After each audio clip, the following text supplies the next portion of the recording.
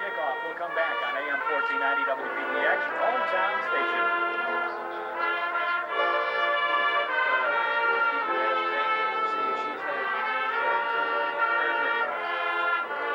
Amy, this is John at Darling. If you've heard from Joe Moore, would you flip the audio? Thank you. The last game we had with Hampton Beavers game, the fact that we had 106 yards for 2 touchdowns.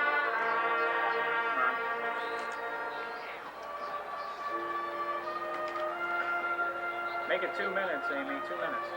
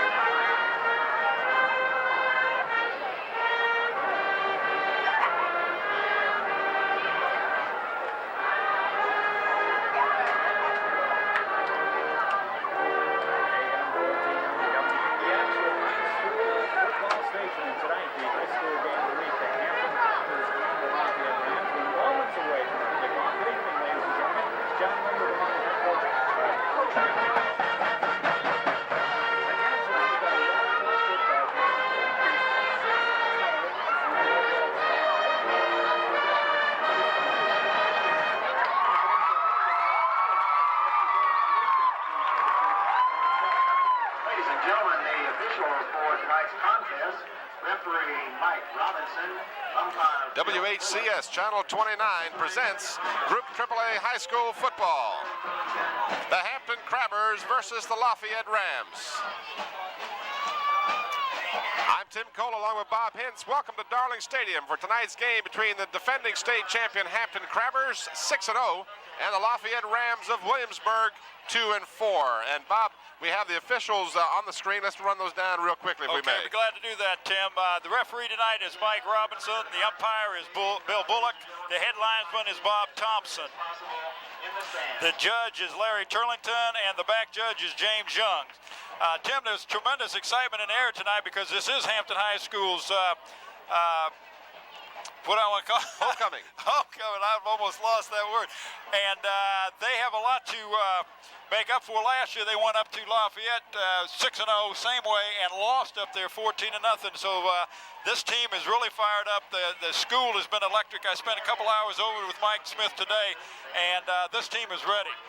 Well, we have had the toss of the coin. The co-captains for each team were represented at the center of the field, and the Lafayette Rams will, in fact, receive the opening kickoff. They'll be going from our right to our left. They're in the gold and white uniforms. The Hampton Crabbers in the solid red with the white numerals. We'll get to the starting offensive and defensive lineups after the kickoff. Well, we're going to have the kickoff first, and then we'll run down the Ram offense. We might as well wait, Bob, until they get the ball because we really don't have time. They're going to kick it off right now as Mike Houston has the ball teed up for the Crabbers. And this game is really going to be a good one tonight, Tim. Oh, what a nice kick. He kicked it way into the end zone. All the way into and out of the end zone. So now while we have that opportunity, let's run down the starting offensive and defensive lineups for tonight's games. For the Rams on offense, they'll have tight end Keith Pressey, the right tackle Steve Ainsworth, right guard Ron Lassiter, The center is Kevin Brooks. The left guard is Ori Hugo. The left tackle is Monty Jones. The slot back is Marcel Ashby. The wideout would be Marvin Hudson. Quarterback Todd Skinner. Fullback Fred Green, and the tailback Anthony Green. We're set to go. 1st and 10 from the 20-yard line.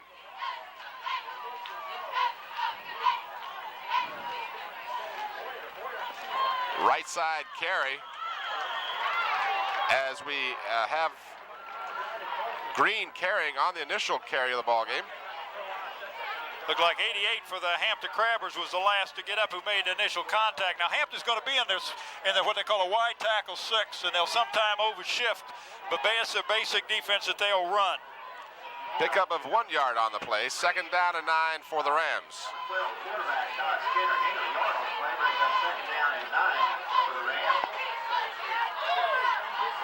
Over the middle, the pass completed at the 35 all the way to the 37-yard line. A fine look-in pass and a 1st down for the Rams. Tony Parker, number 25, was the man in on the receiving end of that pass. All right, let me go over the defense real quick. We got Williams and Lawrence at the guard position, Mason and Wilson at tackles, Davis and Owens at the ends, the linebackers at Jones and Carlos. And I'll finish those up after we get through this play, Tim. Skinner hands off to the 2nd man through. Anthony Green carries the ball. The linebackers again are Jones and Carlos. The cornerbacks is Billups and Hyman. The free safety is McLean. And kicking, of course, is Mike Husted. Anthony Green gets about 4.5 yards for the Rams. 2nd down and a long 5. The Rams 2 and 4 on the season.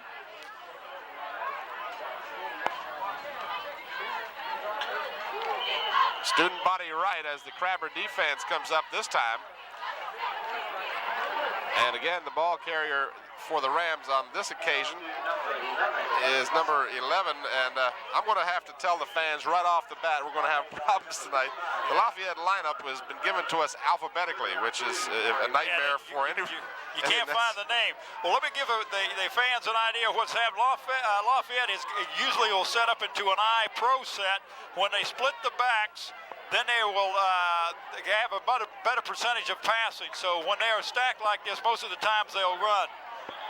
They got somebody anxious over on the right-hand side. I didn't pick up that number, Tim, but that'll move them back 5 yards and make it 3rd and long. So one of the Rams left the 3-point stance a little earlier, and that'll back up 5 yards. So that 3rd down and 3 now becomes 3rd down and 8. And of course, that will drastically change the Lafayette strategy. Now, if you watch the backfield, Tim, if they will line up with 3 people in the back, one of them's a tight end, he'll move over to a split. If they keep the backs in an eye like that, they most generally will run from that position rather than pass. And look what they do. They're going to pass from this. Skinner's pass is knocked away and goes incomplete, as making a diving attempt to catch the ball was Marcel Ashby, the left side wideout. For Hampton, number 32 made a tremendous defensive adjustment on that, Tim. He almost had a chance to intercept the ball, but he did knock that down. That would be Andre Davis. So it brings up a 4th down and a long 8 for Lafayette. Most of the defenses by the Rams are called by Sherwood Jones out there as a linebacker, and they are in punt formation. The kick is underway. It's fielded at the 35-yard line to the 40, 47, 48-yard line. Finally, Antonio Hyman, the ball returner for the Crabbers, sets up for the Crabbers, so they'll have excellent field position to start their initial possession tonight, and they'll have the ball close to midfield, marking it right between the 48 and the 49-yard line. Okay, let me go with the Hampton offense real quick. We got Williams at center, the guards at Jones and Mabry, the tackles Mason and Riddick, the ends Cofield and Wilson, quarterback, and Eric Hunter's done a super job. Murphy at quarterback. Stefanko has just been a tremendous runner at tailback, and he's the one that got the ball, Tim. That is, in fact, Stefanko, who crosses midfield and gets down to the Lafayette 45 4-yard line, so a pickup of almost 7 yards. Let me tell you about this young man. He's got a 3+ average in school and is being recruited by William & Mary because of his good grades, but he's not a big kid, but boy, when he gets that ball, he's all heart. He's hard to bring down. He picks up 8 yards on the carry. It'll be 2nd down and a long 2 for the Crabbers. 6'4" Eric Hunter, the quarterback. Again, Stefanko, this time no success as he is met at the 45-yard line, so he'll have a loss of a yard on a good defensive play by the Rams. Something that the Rams have not had much success at is defense. They have given up over 20 points per game so far in this 2-4 season. They have averaged 11.9 points per game on offense. I don't know why it is, but the Rams always play the Crabbers tough. They have for years and years, and I know that Hampton wants to get on the scoreboard first, Tim. Hunter pitches back. And getting the first down for the Crabbers is the fullback. Check that, the running back, Todd Summers. Summers does the ball carrying for the Crabbers. He did a good job of avoiding a tackler and picking up that necessary yardage for the first down. Coming into this ball game, Summers is the 8th leading rusher in the district, averaging a little less than 54 yards per game. Stefanko, in fact, who just checks back in the ball game, replacing Summers, is the leading runner in the district, averaging over 117 yards per game. And that is quite an accomplishment, Tim. 117 yards on an average is just exceptional in high school. This is Stefanko, and he is tripped up at the line of scrimmage. A fine defensive effort by the Rams, and in on the stop was 65, Kevin Brooks for Lafayette. So he was there to submarine immediately as Stefanko got to the line of scrimmage. In fact, he lost about a yard on that. Lafayette last year had a 6-4 overall record, including a very enormous 14-0 victory over the Crabbers. And at the time it happened, I could not recall the last time the Crabbers had been shut out. Well, I saw that game, Tim, and they just didn't look like they were in sync at all as a unit. And I know Mike Smith was very upset with the way they played, and it really took them another game. They lost the next game, and then they came back and went on to win the championship. So that says a lot for the coaching and the ball players that he had. 6.5 minutes to go in the first quarter. Just to remind those of you who may not be familiar with the high school rules, there are 4 12-minute quarters in high school football. The Crabbers now facing a 3rd down and 8. The ball at the 37-yard line of Lafayette.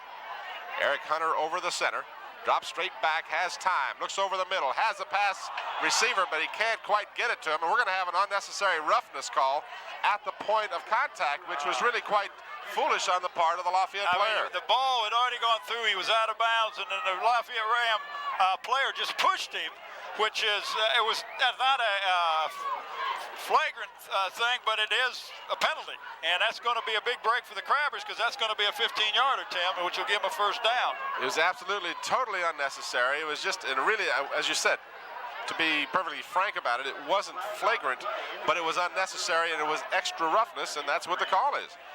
So the Crabbers, as you said, will get a break here. They would have had a 4th and about 8, and now they'll have a first down. Well, I was talking to Mike Smith earlier today about Eric Hunter. This is just a junior. He's 6'4", and he weighs almost 190, and he's got a tremendously strong arm. He hit that young man in the hands with that ball. He just didn't hold on to it. They're real pleased with the leadership of this young man. He's got a lot of growing to do, which will come through experience as he plays more ball games. So they marked the ball at the 23-yard line. The Crabbers recipients of that, rather the benefit of that penalty, and they'll have a first down, 4 more downs to go. Stefanko carries, again, little or no success on the right side. Stefanko is absolutely not a football player when you look at him. He's only 5'6". He only weighs 145 pounds, but he has that one thing that any coach would give his right arm to have, and that's desire. He does that. And I don't care how much ability a guy's got. If he doesn't have the desire, he's not going to perform. And Stefanko has been performing. He did last year, and he's really taken up all the slack this year as the premier running back on the district. He's not flashy. He's not exceptionally fast as some of the ball carriers, but he is consistent. 2nd down and 9 for the Crabbers. Hunter hands off to Summers. Summers across the middle. gets down inside the 20. And it'll be a third down for the Crabbers. That was draw play, Tim, that time, and they're going to have to run a little some counters or some trap plays to spring their runners, because what the Lafayette's defense is designed to do is plug up the center, and that's where Hampton runs. They run basically up the middle, and they're going to try to take that away from the Crabbers. Third down and about 7. Hunter again wants to pass. Has the same man open. This is Owens again in the corner, but this time the ball is thrown poorly and a little bit above his ability to reach the ball, so it'll bring up a fourth down for the Crabbers, and we're going to see Mike Houston come on. Yes, we will. This young man has really got a foot. As you saw in the kickoff, Tim, he kicked that ball from the 40-yard line, and it went well into the end zone, so that was over 60 yards in the air. And I might add that that's without the benefit of any wind. The wind is absolutely non-existent. It's a beautiful night for football. Beautiful, beautiful evening. So they've got the ball marked at the 26, add 10 for the end zone. We're talking 36 yards. The hold is good, the kick is up. It appears to be long enough, and it's good. Young man has really got a foot, Tim, and that is a weapon that coaches really want to have, is to be able to have a young man walk off and kick a 30, 35, 36-yard field goal with no problem, and he had plenty of foot on that thing. In fact, he could have kicked it probably from the 46. Of course, we have seen Houston before. This is my first time to see the Crabbers play this year, Bob. And what I was intrigued by a little bit is that Mike Smith seems to be shuffling players in with plays. And what he's doing is he's bringing Stefanko in and out with Summers, which you would find odd because you would expect both of them to be in the game predominantly, considering one is the #1 leading rusher in the district and the other was #8. Yeah, but you can believe, and if you're the opposing coach, you can believe that when one of those guys are in there, they're going to get the ball the bigger majority of the time. Houston has the ball teed up, and we're just about set for the kickoff. The Crabbers out in front by the score of 3-0. Again, Houston gets all of it, and this one will go into the end zone, and it'll stay there, and they'll bring it out to the 20-yard line. Well, that's a weapon that you just love, because there's no way that the other team can run it back. And in high school ball, even if the receiving team catches the ball in the end zone, they cannot run it out. Once it crosses the end zone, it's brought out to the 20. So that's different than what you'd find in the college and your pros. So Lafayette now will have a 1st and 10, again from their 20. On their first possession, the Crabbers gave a few yards, but then the Rams were forced to punt, and the Crabbers went down and scored for the field goal. We've got a new quarterback in the lineup for the Rams. That's Boyer, #7, who was listed as a backup quarterback. That's Sean Boyer, #7 in the lineup for Lafayette, and he connects for about 5. They'll mark the ball just shy of the 25-yard line. 2nd down and 5 for the Rams. He did a good job of dropping back and finding an open receiver and did not have a lot of pressure. What Hampton's going to have to do is put some pressure on that passer, make him do a little scrambling, and give that defensive secondary some help. On the halfback draw, the ball carried by Fred Green, #47. Green gets up across the 35 to about the 38-yard line. It'll be 2 yards shy of a 1st down. And again, the Hampton Crabber defense, which has only allowed 2.6 points per ball game this year, will be once again tested on a 3rd and 2. Last time they did this situation, Tim, you remember they had an offensive lineman on the right side jump, and that really cost them to get that 1st down the last time when they had to punt. Actually, so far, mistakes have severely hurt the Lafayette Rams. Boyer hands off right side. Green struggles forward, and it appears that he's going to be a little short of the 1st down. Yeah, he had to get to the 30, Tim, and they're spotting the ball at about the 29. Now, Hampton has done their homework. They know that Lafayette is basically a right-handed team. They'll run most of their running plays will run to the right-hand side. 3 to 1 to the left. 3 to the right is 1 to the left. And Hampton was stacked on that side, did a good job of stopping that run from getting the 1st down.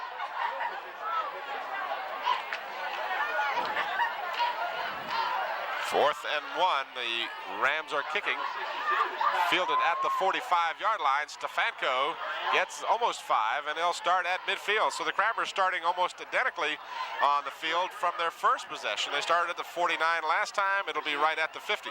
As I started to say, 2 very serious mistakes have hurt the Rams. They, in essence, cost them whatever the Rams might have been able to score had they continued the drive with that illegal procedure causing them to get a 4th down. And then they had the Crabbers stopped pretty cold. Well, they did. It would have been a punting situation, Tim, but they got that 15-yard, which allowed them to get in close enough to do the field goal. Fake to Stefanko, and Hunter was going to be wrapped up for a sack. Number 63 for the Rams did a good job of shooting through there. That's Ron Lassiter, one of the co-captains, who did a fine job in getting Eric Hunter before he could get the ball away. So the Crabbers suffer about 7 yards backwards on that play. Well, it'll be second down at 17. Excuse me, Tim. When I was talking to the coaches, that was one of the defensive players that they were concerned about was Ron Lassiter. He will sometimes line up as a middle linebacker and will shoot a gap, and he did that time. Came through virtually untouched. Pass completed on the near sideline.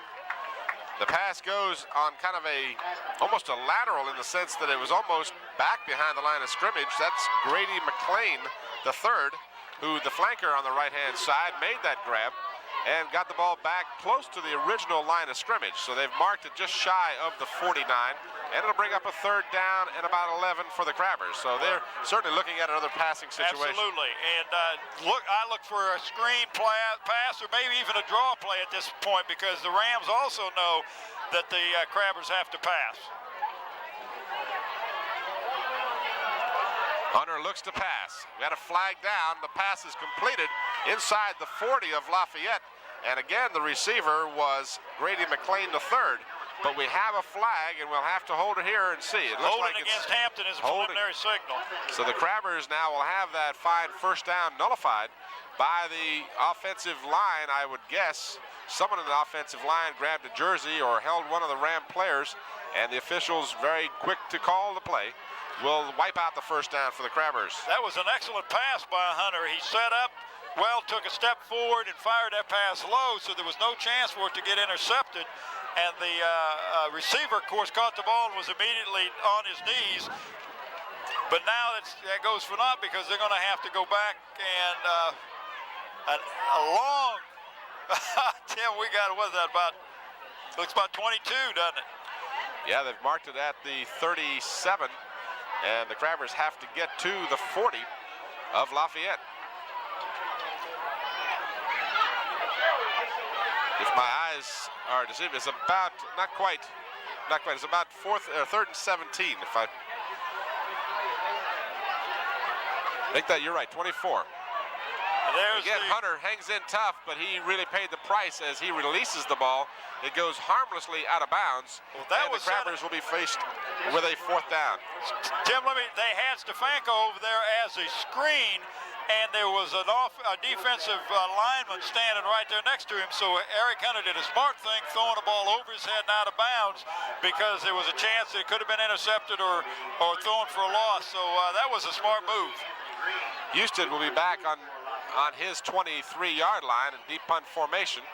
He gets a wobbly kick off the side of his foot. It gets a good roll for the Crabbers, and it'll roll all the way down inside the 20, right at the 20, where Lafayette will once again start their possession. This will be their 3rd possession, and it seems like deja vu. They'll start from the 20 again. They have started all 3 drives from the 20, 2 because the kickoff went into the end zone, this time because the punt rolled in at the 20. But Hampton went the wrong way that time on that particular series of downs, and what hurt him the worst was that holding penalty. We see a pattern developing here as Todd Skinner, number 12, is back in at quarterback. So on the 3 possessions, Skinner has been the quarterback on the 1st and 3rd possession, and the quarterback Boyer on the 2nd possession. So alternating the possessions, Skinner is the quarterback. He completes the pass, and it'll be a pickup of about 3 yards. So a short gain for the Rams, and it'll be 2nd down and 7 for Lafayette. Well, Tim, when I was talking to Danny Mitchell and he was scouted this team and had taken all the plays, they passed 44% of the time. So you know that we're going to see the ball in the air a lot against the Hampton Crabs because they got a tough defensive line. So they're going to have to go over the top of that line and try to get some yardage. Skinner again wants to pass, throws the ball a little bit long on the far sideline. And his intended receiver was number 2. That would be Everett Marsh. And that ball was thrown over his head. It'll stop the clock with 27 seconds remaining in the first quarter.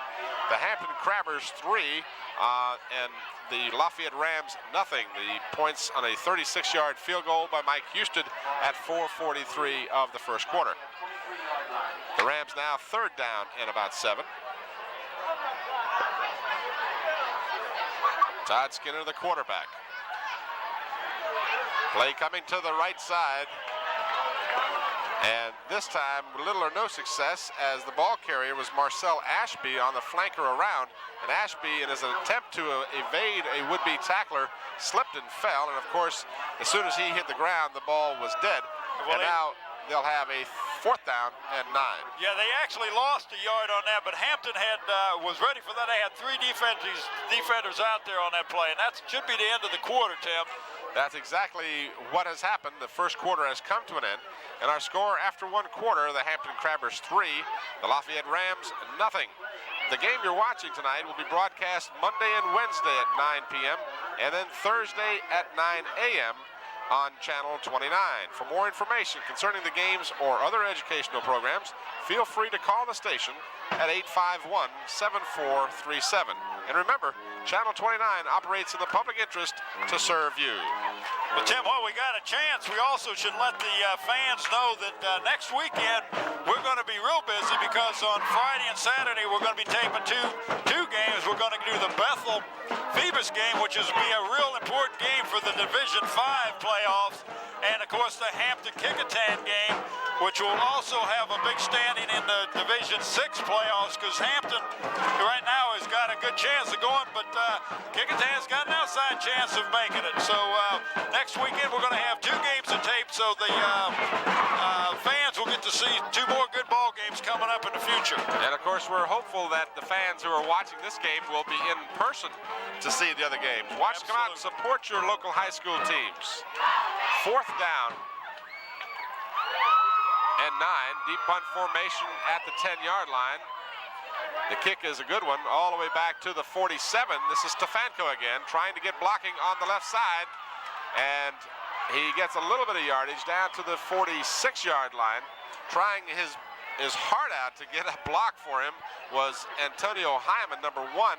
And it was a great big Lafayette Ram. Well, that big Lafayette Ram was Lassiter. Ron Lassiter, as he was getting blocked, he reached out and grabbed a hold of Stefanko. And you can see why the coaches were concerned about this young man. He is a tremendous defensive ball player for the Rams. 6'1", 247. He's college size. That's pro size. And he moves quick. He's not slow, Tim. So Hunter will bring the Crabbers up. They've marked it just inside the 46 of Lafayette. Hunter still has the football. He's got a man open. Oh, he just can't quite hold on to it, as the play was perfectly executed on the part of Hunter. But unfortunately, Corey Cofield, number 87, just couldn't quite get his hands on it. That's got to be a tough play. You turn it around, you're running, and you try and make that grab. He just couldn't get the handle on it. Well, that was a tremendous job of faking because the backfield went into the line like a running play, looked just like a running play. The only receiver they sent out was Cofield, and he hit him right in that breadbasket. And I know he feels as bad as Eric Hunter does. Hunter again wants to pass. This time he's got Stefanko wide open at the 35. Stefanko down inside the 15. What a tremendous job. He kept swinging out of the backfield, Tim. Did a good job swinging out of the backfield, and nobody picked him up in the secondary. Stefanko was wide open at the 35-yard line. They've marked it all the way down inside the 11 of Lafayette. So the Crabbers with another scoring threat here. Stefanko, the leading scorer in the district coming into this game. Stefanko has scored a total of 9 touchdowns for 54 points, and the second scorer is a whole 24 points behind him. So Stefanko has done a fine job. In just 6 games, he scored 54 points. Crabbers first and 10, the ball just shy of the 10-yard line. This is Stefanko, left side. He's racing for the corner. He's got it. That young man is just amazing, Tim. He just did a super job. He read his blocks right. He cut off at a good block by one of the linemen and just outran the defensive secondary into the end zone. Got into the corner of the end zone before they could touch him. So Stefanko, as I referred to the fact that he's the leading district scorer, adds 6 more points to that total. And Mike Houston will be on the field trying for point number 7 on this drive. His kick is up, and it's good. I tell you, that's college material. You talk about a kicker, I'll tell you there'll be some colleges looking for Mike Houston because he can flat kick that ball, Tim. So the Crabbers strike on a 46-yard drive. They started their possession on the 46 of Lafayette. They took just 3 plays, and they capped it with an 11-yard touchdown run by Mike Stefanko. That's one thing about the Crabbers that you got to watch out for is they can score real quick, and they keep coming at you, and you think they're going to run the ball, and boom, boom, he went 2 pass plays. One of them got him down to the 11, and then did a nice run with Stefanko off the left end. But Stefanko did all that yardage. I mean, on the pass, reception, and the run. Houston's kick this time will not go into the end zone. It'll be fielded at the 5-yard line. This is Ashby. Ashby has a seam up the middle, and he gets good yardage out to about the 33-yard line. That's the first time tonight that they have started other than on their 20.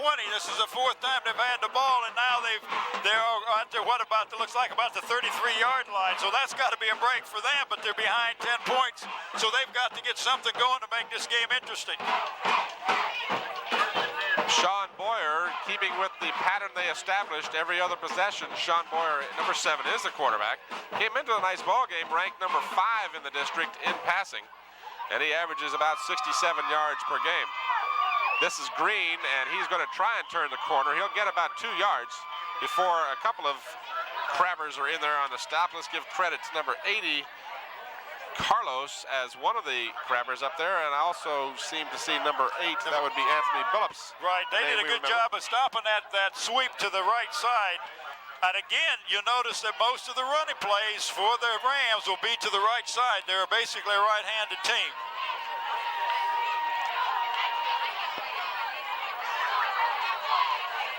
Sean Boyer, the quarterback. Pitches back to Green again. Green tries the left side, and nothing happening this time as Antonio Hyman, number 1, was over there for the Crabbers to prevent any gain. The ball carrier was run out of bounds at the 35-yard line.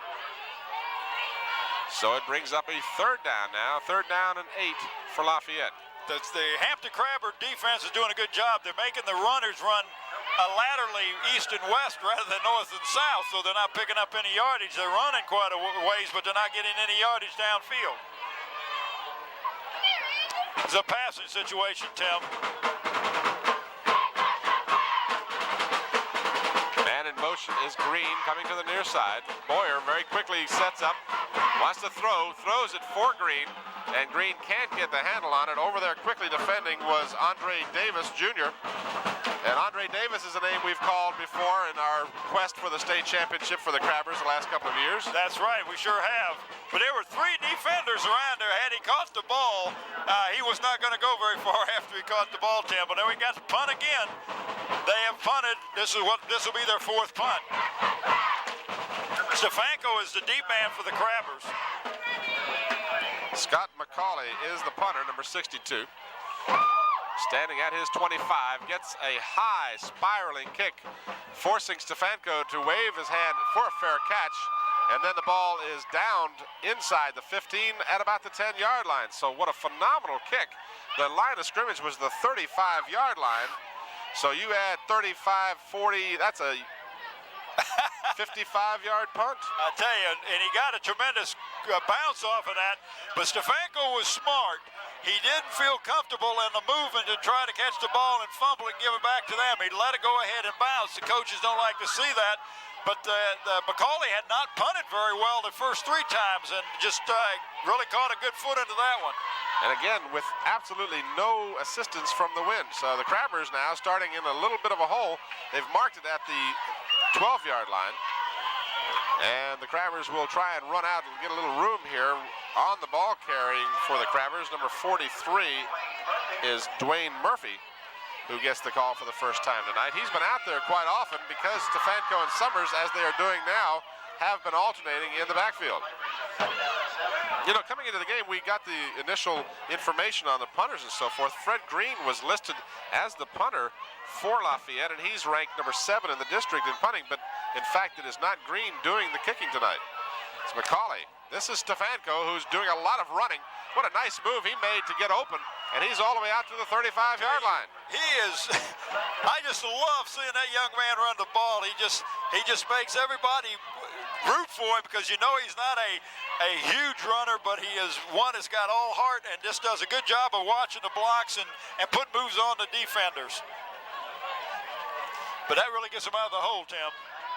Certainly does. All the way out to the 34-yard line. It'll be first down for the Crabbers. They lead 10-0. 8:35 to go here in the first half. Defending state champion Hampton Crabbers, ranked number 14 in the nation by USA newspaper. And this time Stefanko is stopped for about a 1.5 yard loss. Crabbers ranked number 1 in the state, number 14 in the nation, and this is getting to be old hat for the Crabbers. I'll tell you what, I was talking to the coaches, and I spent about 2 hours with Mike Smith today, and there's one thing that when you talk to him that you know that these young men out there they are really sound in their fundamentals, and I believe that's one reason Hampton has such a tremendous record and is always ranked high in the state and in the nation, Tim. They do the little things and they do them good. 2-yard loss for Stefanko. He comes out of the ball game. He's lining up almost directly behind the quarterback, and a very strange set was in fact Dwayne Murphy, and Murphy was only about a yard behind the quarterback, where normally it might be 2.5, 3 yards. Yeah, that was a very unusual set for Hampton, and it really caught the Lafayette Ram defense off balance. But again, what they're trying to do is they're trying to run away from the Lassiter. The Lassiter will line up and try to shoot the gap, and they're coming from the other side, and I believe that's what they're trying to do. Sometimes they'll be in a 6-man front, sometimes they'll be in a 5-2 and a 5-3. Right now they're in a 6-man front. And Hampton is looking at a 3rd and 1. And this again is Murphy. He's got the first down. He's across midfield down to the 49-yard line. So Murphy picks up almost 6, and it's a first down for the Crabbers. The Crabbers, excuse me, Tim, I don't mean to overrun you.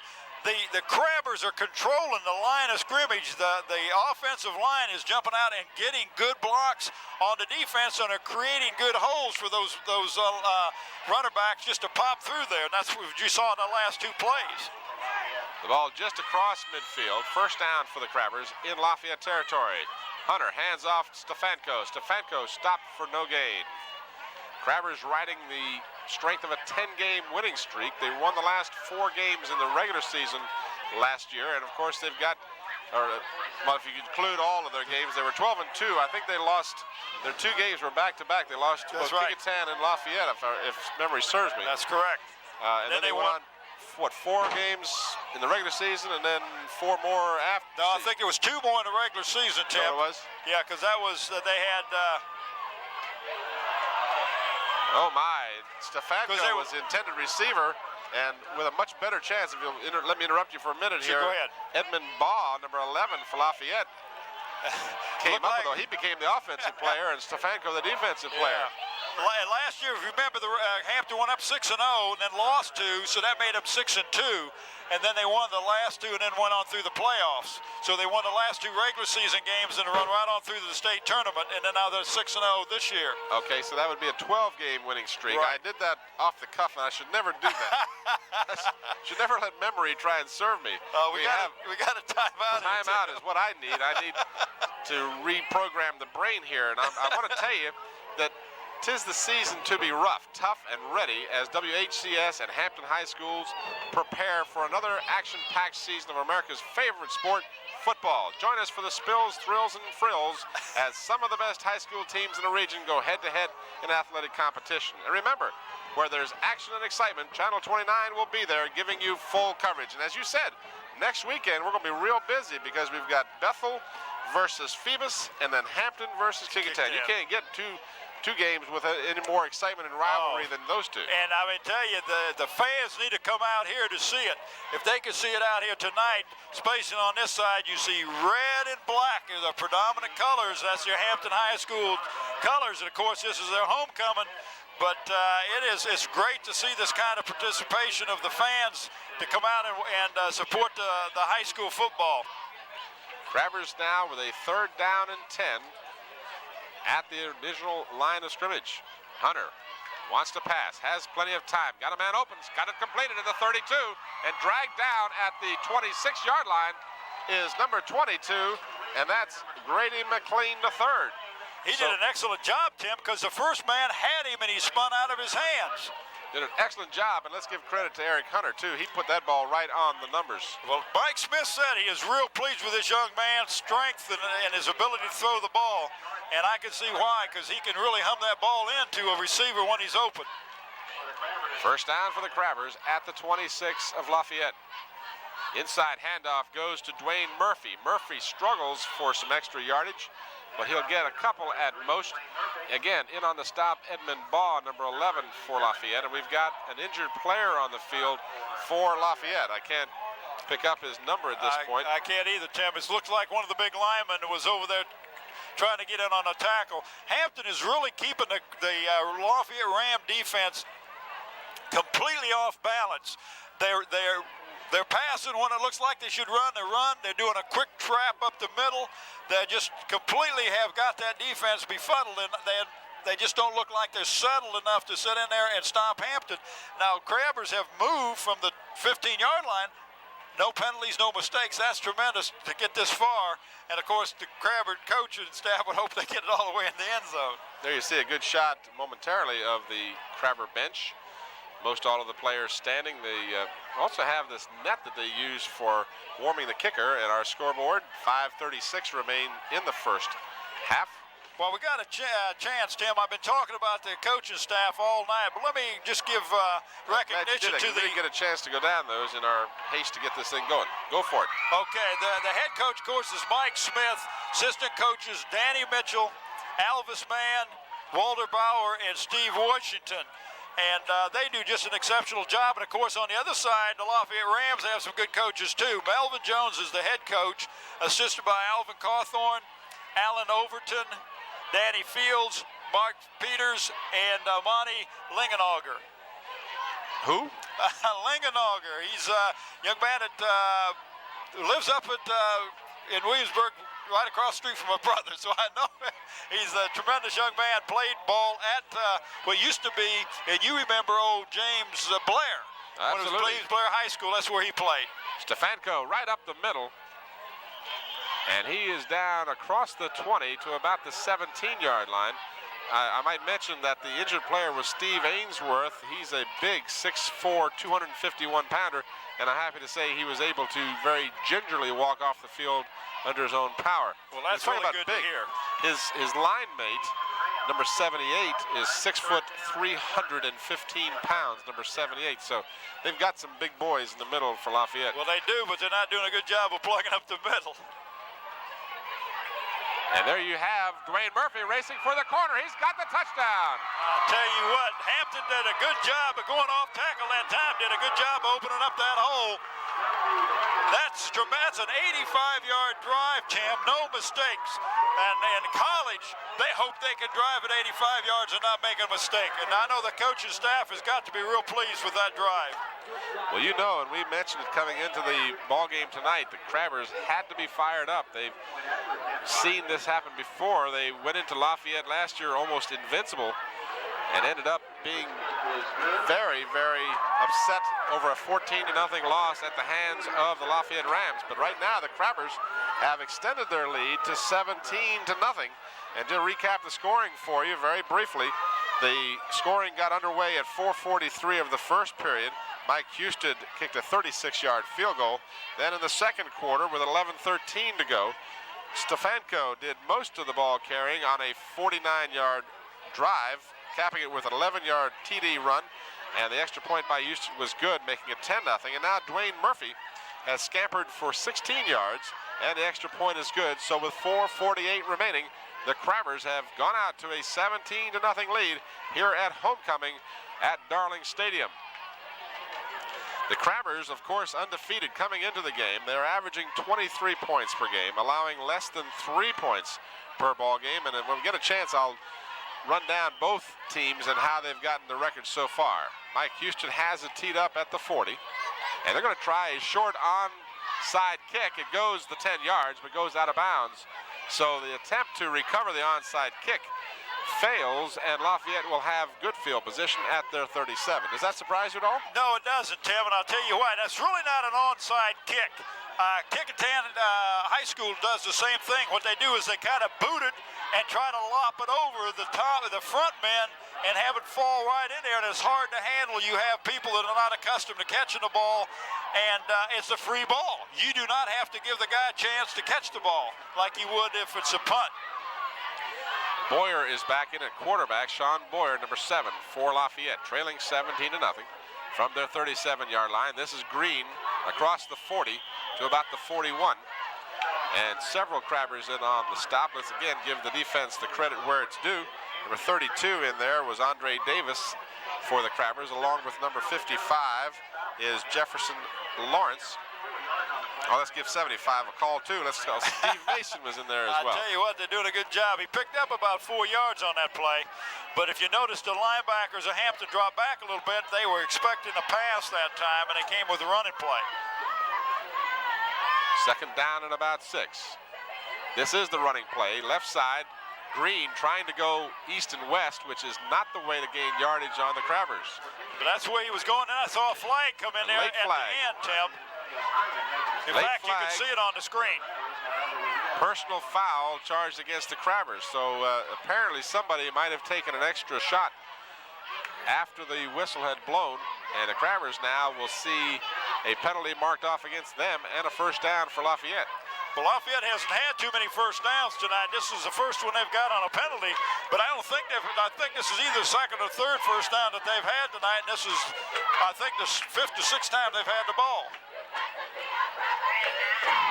So the Crabbers hurt themselves with a late flag for unnecessary roughness, and it'll be a first down at the Hampton 42-yard line. The Crabbers don't like to give up very many points. In fact, recently in a victory that the Crabbers had, Mike Smith was quoted as saying even though they won handily, he was not pleased because the defense gave up a touchdown. That's right. They have a lot of pride in their defensive skills out there, and they do not want to let a team score. James Wilson, number 88, drops the running back immediately as the ball carrier came through the middle of the line. Mason was right there and threw his 222 pounds on top of the running back, and he didn't go any further. So 2-yard gain for Lafayette. They've marked the ball just shy of the 40 of Hampton. 3:21 remains in the first half. The Crabbers on top 17-0. Tim Cole with Bob Hintz and the entire crew here at Darling Stadium. We'll be back next weekend for a doubleheader, Friday and Saturday. Games right here. Boyer rolling to his right, looking downfield, has plenty of time now, is going to be sacked as he simply couldn't find an open receiver.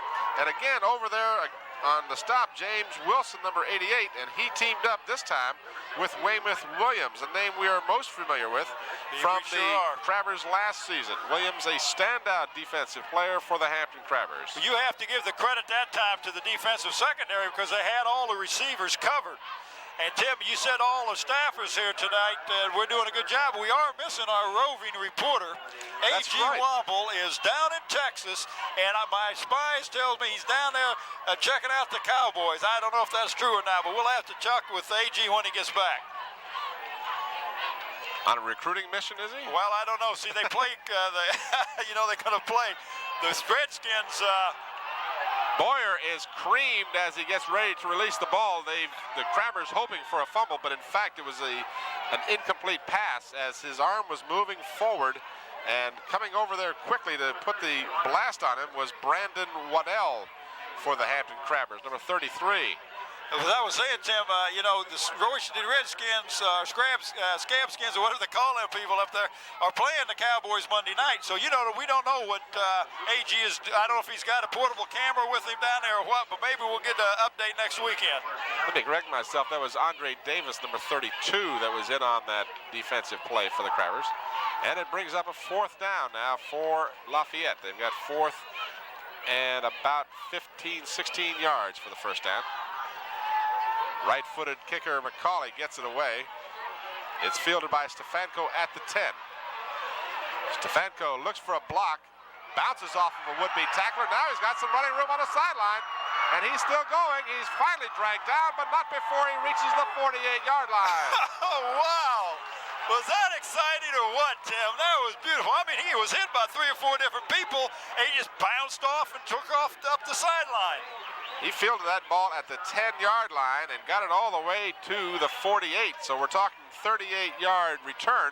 So add that to his statistics. That doesn't show up in the rushing statistics. That sure doesn't. There's almost 40 yards in great field position. Well, Tim, 30 of that 40 yards that he got was after he was hit by three ball players. So the Crabbers now with less than 2 minutes, 1:47, the clock moving, have the ball in good field position at their 49-yard line. Hunter hands off to Stefanko again. Stefanko down to the 40 of Lafayette. Another first down for the Crabbers. Stefanko dwarfed by number 75, Steve Mason. Mason at 6'2", 219. He's a big man in anyone's book, but he stood next to Stefanko. Stefanko looked like a child next to him in stature. I'll tell you what, that young man, he'd be on my team. If I had a team I wanted to have, I'd take Stefanko. That's who I'd build it around, because that's a young man that'll inspire other people to do more than what they normally do. Fake in the middle. This ball thrown behind the intended receiver is still catchable, but Corey Cofield once again having some difficulty. But let's give him a little benefit of the doubt that time. The ball was thrown a little bit behind him. Yes, it was. That was a hard ball to catch. And again, Eric Hunter throws that ball fairly hard. He's a strong young man. And the man is open. He threw a little bit behind him, and I would have to not give the. I would have to say that the pass was more uncatchable than catchable. Stefanko again with running room. He's got one man to beat. He just tries to bowl over the defender, and he's thrown out of bounds at the 19-yard line. So Stefanko, I don't have any stats, unfortunately, but we'll hopefully get some for you. He's got to have, total yardage. He has well over 100 yards for the total game. Yardage he does, yeah, but just running, he's got to be over 50 in the first half just on runs from the thing. Okay, we got a timeout, Tim, so if you got a plug here for the WHCS. I'm not doing any more of these thrills, frills, and Why not? spills. Because that's what's happening tonight. Well, Channel 29 provides the most extensive coverage of high school sports in Hampton Roads. Whether it's baseball, basketball, football, or swimming, rest assured Channel 29 will be there to give you the big picture. Now, give you the big picture about how these teams are doing so far this season. The Crabbers opened the season with a 33-0 rout of Petersburg. Then on the second week, they were victorious 18-0 over a very fine Phoebus team. On the 18th of September, they won squeaking by GW of Danville 15-7. Then they came back the following week and beat Denby 20-0 for their 325th career school shutout. Oh, that's up. Then the next week, Ferguson scored but one touchdown against the Crabbers, and the Crabbers won 27-6. Then last week, a 14-3 hard-fought victory over the Mansfield Monarchs gave Hampton their 6th win of the season. As you see, the scoreboard, 1:08 remaining in the first half, 17-0. Now Lafayette has had kind of an up and down season. They lost handily at Denby 34-7 to open the season. Then they lost 26-17 to Ferguson. They came back and whitewashed Granby on the other side of the water 14-0, and then squeaked by Menchville 13-7. And then they won the other way again, lost to Bethel 25-7. And then last week were beaten by Group AA Tab. Of course, that's no disgrace when you lose to Tab. Tell you Tab's got a what, good Tab team. is ranked #1 in the state to Group 2, so losing to them was not a fluke. And they lost to them 28-13, and that's how Lafayette stands at 2-4. The Crabbers 1st and 10 at the 20. Hunter once more. He looks in the end zone. This time he completes the pass to Cofield for the touchdown. Well, that young man Cofield had finally got his hands on the ball, and he was not going to be denied getting that touchdown, Tim. He just simply walked away from the guy that had his hands around him. So Cofield was 0 for 2 on tough catches. One of them was not a bad pass, but the next one was behind him. This time Cofield made no mistake, caught the ball at the 3-yard line and went in for the touchdown. Houston on the field for the extra point. He gets it up and he gets it good. So the Houston is something else, Tim. He kicked the ball, and as the ball was going up, he reached down, picking up the tee. He did the same thing last time. I noticed that. It must be a little idiosyncrasy that he has. This first time I noticed him. I mean, he knew it was in there. Oh, wow. Well, we somewhat expected, and I say somewhat because you never know in high school football, but I have to say I somewhat expected this game to be a Hampton victory. And certainly we got a whole half to go before we can talk about victories, but they certainly have demoralized Lafayette at this point, and I think I wouldn't be surprised to see them continue to try and keep on the track of putting scoring points on the board. Well, not only that, Tim, but you're also going to see that defense try to get another shutout for the Hampton Crabbers, because that's one thing that they have a lot of pride in, is keeping the other team from scoring. If memory serves me again, and weak of memory as I am, it seems last year the Crabbers had a game fairly well in hand and then had some tough going, as again that short kickoff attempt, it goes the necessary 10 yards and then it is dead at the 41. Didn't the Crabbers dominate a game against Bethel last year, like in the first half, and then saw Bethel turn it around in the second half, or vice versa? Yeah, we saw the Crabbers appear to be in real good shape, and then saw them really having some, that was during that time that they were having problems. Well, yeah, that was because that was their. They had lost 2 in a row, and then had one against. I don't know who the third team was. They played, and then Bethel, of course, was the final team that they played. And they had to win that game, and of course they did as they went on. This one's intercepted on the far sideline. One man to beat, and he can't get them. He got a flag down at the 25-yard line. This ball was intercepted. For the Crabbers, that's Antonio Hyman, number 1. And the late flag apparently will be against Lafayette. Oh, wow, that's going to give them a chance to get another score, Tim. And we got 31 seconds, so there's very possible to get another score here before halftime. Well, the Crabbers scored with 1:49. They started at midfield on that last drive. That's right. And they scored in less than a minute, so they do have the time. Of course, this is really being tough on Lafayette. Their defense has been on the field almost the entire second quarter. And granted, these boys are in good shape, but it's got to be a telling tale when you're on the defense all the time. Well, Tim, they've not only been on almost the whole second quarter, they've been almost, the defense has been on the field almost the whole first half. That's true. And they're hurting themselves as well with a holding call against Lafayette. It'll mark the ball at the 12-yard line, and the Crabbers, with plenty of time, they've got a couple of timeouts, or at least one timeout remains. Now the clock has started. Hunter wants to pass, has plenty of time, throws in the end zone. He's got a man, it's knocked away, but then it's caught. Oh, about that. We got a flag though, Tim, and I believe what happened was that Hyman never got set for a full second. He went out and the ball was snapped before he got set. A player, when he goes down in the three-point stand, must be set for one full second, and he wasn't. I believe that's the call against the Hampton Crabbers. And he walked out, and he should have been set. He wasn't concentrating on what he should be doing. So the touchdown will be nullified by the penalty. A super pass in the end zone, and an even better catch by Hyman, because Hyman had it juggled, tipped up in the air, and then still had the concentration to grab it. That was tremendous concentration, but again, he was the one the penalty was on. Because he's got to come out, his wide receiver has got to get set. So illegal motion against the Crabbers nullifies the touchdown. 20 seconds remain. Ball is at the 17-yard line. Hunter wants to throw. This time he completes it on the near sideline to the flanker. Down to the 10, still on his feet, driving as hard as he can. Another elite flag And goes we got down. another flag over here.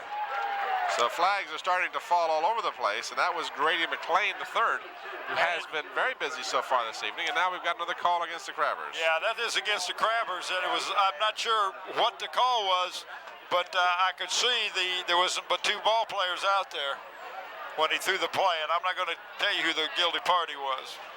So play getting a little sloppy here late in the first quarter, as the Crabbers have had 2 fine drives in this possession wiped out by the penalties.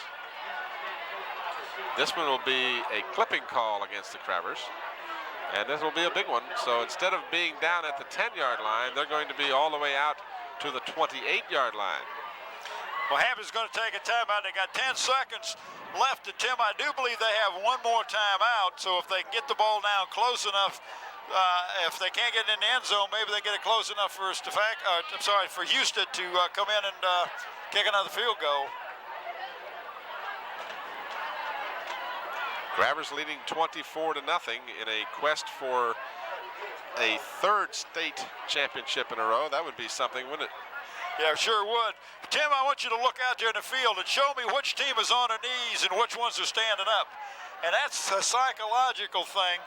You can tell your team, like Mike Smith is, turn around and look at the other team. Look how tired they are. They got to get down on their knees. They got to rest. And we're not tired at all. We're not taking our helmets off. We're not on our knees. We're ready to play ball.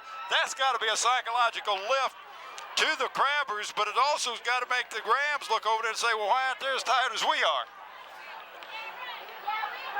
It's always more tiring to be scored against. Yeah, it is. Scoring. That takes a little bit out of you. But we've got a tremendous crowd out here. And I wish we could get more people out here, because we do have some places on the other side for the fans. Of course, on the home side, Lafayette brought down some followers, but boy, the Hampton side is packed tonight with the red and black and the white. It's just a tremendous sight to see, Tim. From the 28, 10 seconds remain in the first half. Crabbers with a first and about 18. This one's thrown up for grabs. It's knocked away, incomplete. Again, this case was a matter of the Hampton Crabbers becoming defenders. They had to knock the ball away from the man making the interception, and they did so. Very timely. Would you believe what's this going to be, a 46-yarder, Tim? And I told you the one he did from 26 could have made it. He's been putting a lot of foot on the ball tonight, so they've marked it at the 36. 4 seconds remain. This will probably be the last play of the first half. Holding is Donovan Capehart, and Houston is knocked down. They didn't make any contact. The ball hits the uprights and bounces out. Now you have to wonder why there wasn't a roughing the kicker call. Oh, that call. was definitely roughing the kicker. He didn't touch the ball. How could that not be roughing the kicker? And Mike Smith would like to ask the referee the same question. And I would too. That was definitely, he did not touch the ball. Well, Bob, we had a bit of a controversy at the conclusion of the first half there. We ran out of tape, so we had to kind of cut away for a moment. But to recap for you, Houston had the ball teed at the 36-yard line, which would have made it a 46. Unfortunately, the ball was almost long enough. It hit the upright to the left, and it bounded out. And you and I have to wonder, maybe we can find out during halftime, but there was certainly contact made with Houston. No contact apparent. Now, you used the word apparently with the ball, which would lead you to believe there would be a penalty, and your game cannot end at the halftime on a defensive penalty. Well, I watched the coaches, Mike Smith and Danny Mitchell, both went out and talked to the official to find out why there was not a flag thrown, and evidently he said that the ball was tipped. Now, all they have to do is just touch the ball, and he can hit the kicker. And evidently the officials either heard something, because I couldn't see anything. The ball was long enough because it hit the upright on the side about halfway up. So if it had been over the center, it would have been a good 46-yard field goal, Tim. But that's what ball games are about. This is an exciting place to be tonight. All right, we're at halftime. Our score at halftime: the Hampton Crabbers 24, the Lafayette Rams nothing. We'll return with more high school football from Darling Stadium after this brief timeout.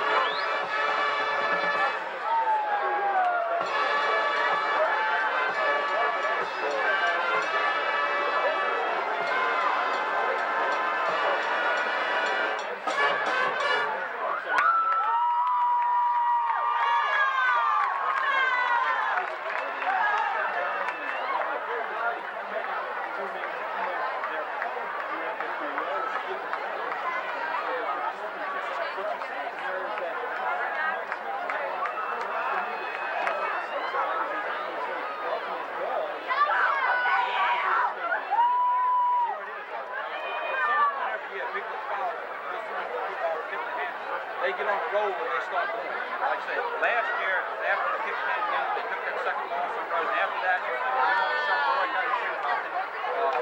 Give Bethel a solid win for the last ball game in the playoffs. Maybe tonight, like you said, is where Coach Smith is saying, we're a real football team, we're ready to do it.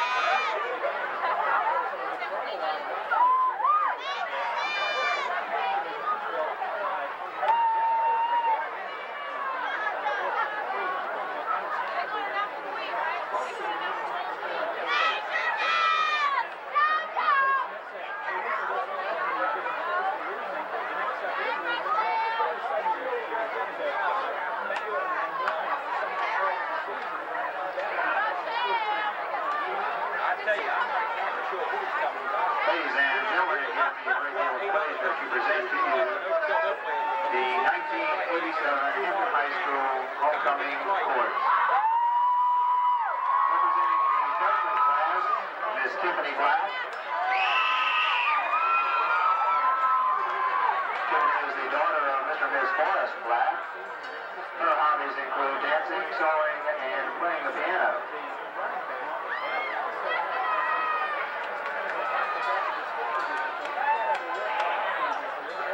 Also representing the freshman class, Nicole Clapp.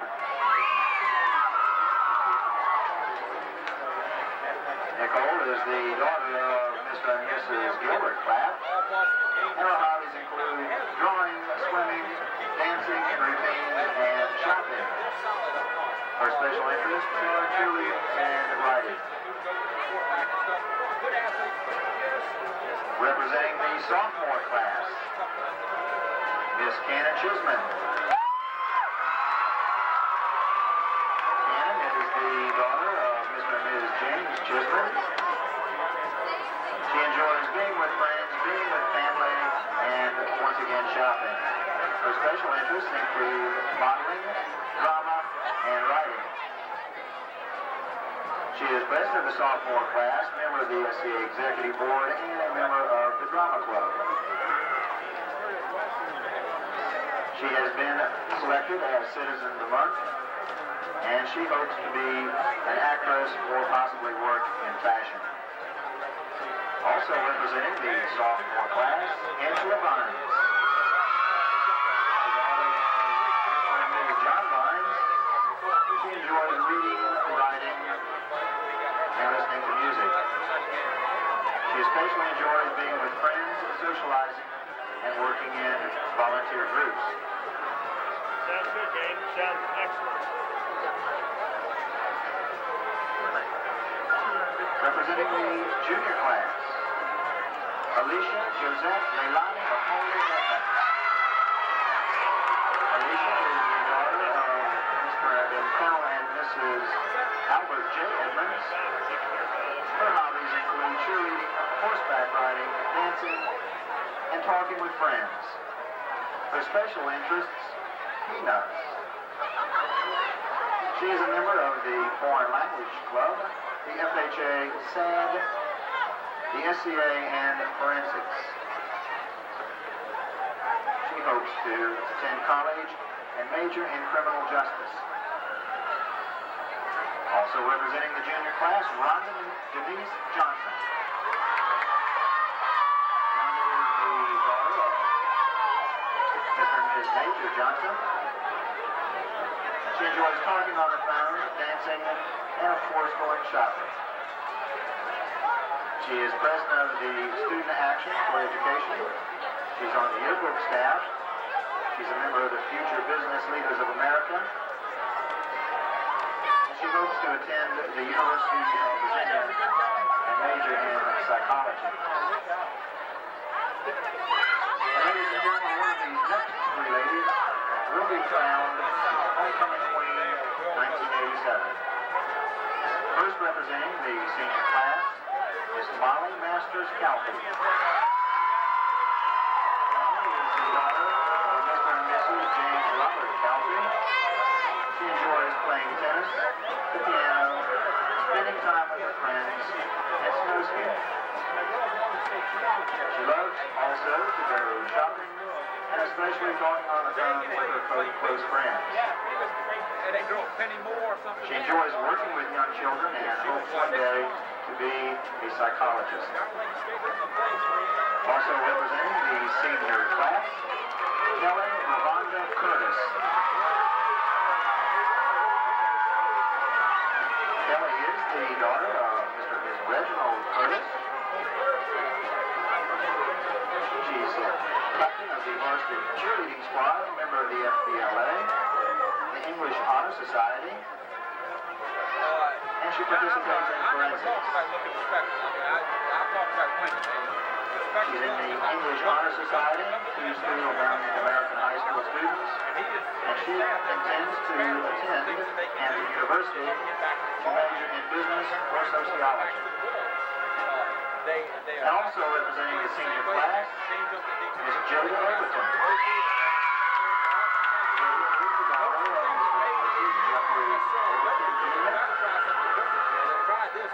She's a varsity cheerleader, senior class secretary, a natural helper. She's on the SU executive board. She's in the English Honor Society, the FBLA, the Peninsula League of Women Debutantes, and she wants to attend George Mason University and study law, eventually, at William & Mary.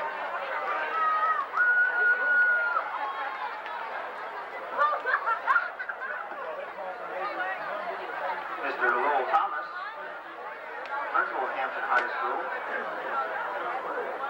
assisted by Lance Reynolds, SCA president, will be crowning our homecoming queen for this year.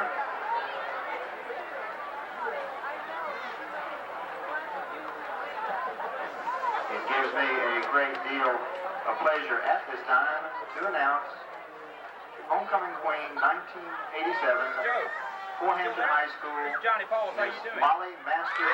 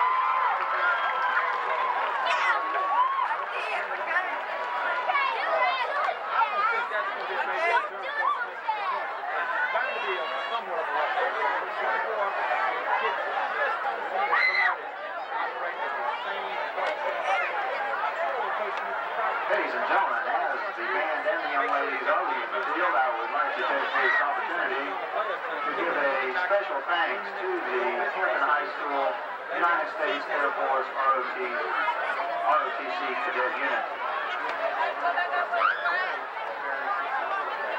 Acting as cadets for the young ladies this evening, Cadet Jeffrey Keaton, Cadet Ronald Knight, Cadet Jonathan Craig, Cadet Timothy Harrison, Cadet Darrell Riley, Cadet Danielle Spencer, Cadet Charles Almquist, Cadet Kenneth Williams, and Cadet George Coffey. The appreciation goes to Major Nass, Sergeant Webb, and ROTC unit.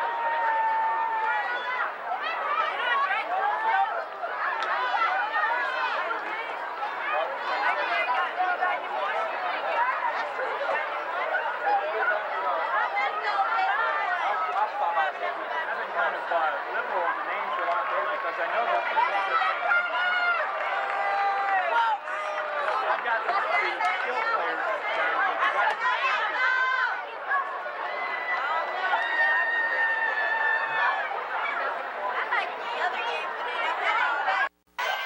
Hampton's Tim Cole back at halftime at Darling Stadium. The Hampton Crabbers on top 24-0 over the Lafayette Rams. And Bob, it's been somewhat of a surprise, although I guess when you're ranked 14th in the nation under USA newspaper, it's not too much of a surprise. No, well, the surprise was last year when they went up there 6-0 and they got beat. Tonight, this being their homecoming, and of course they remember what happened last year, and they were not going to let it happen.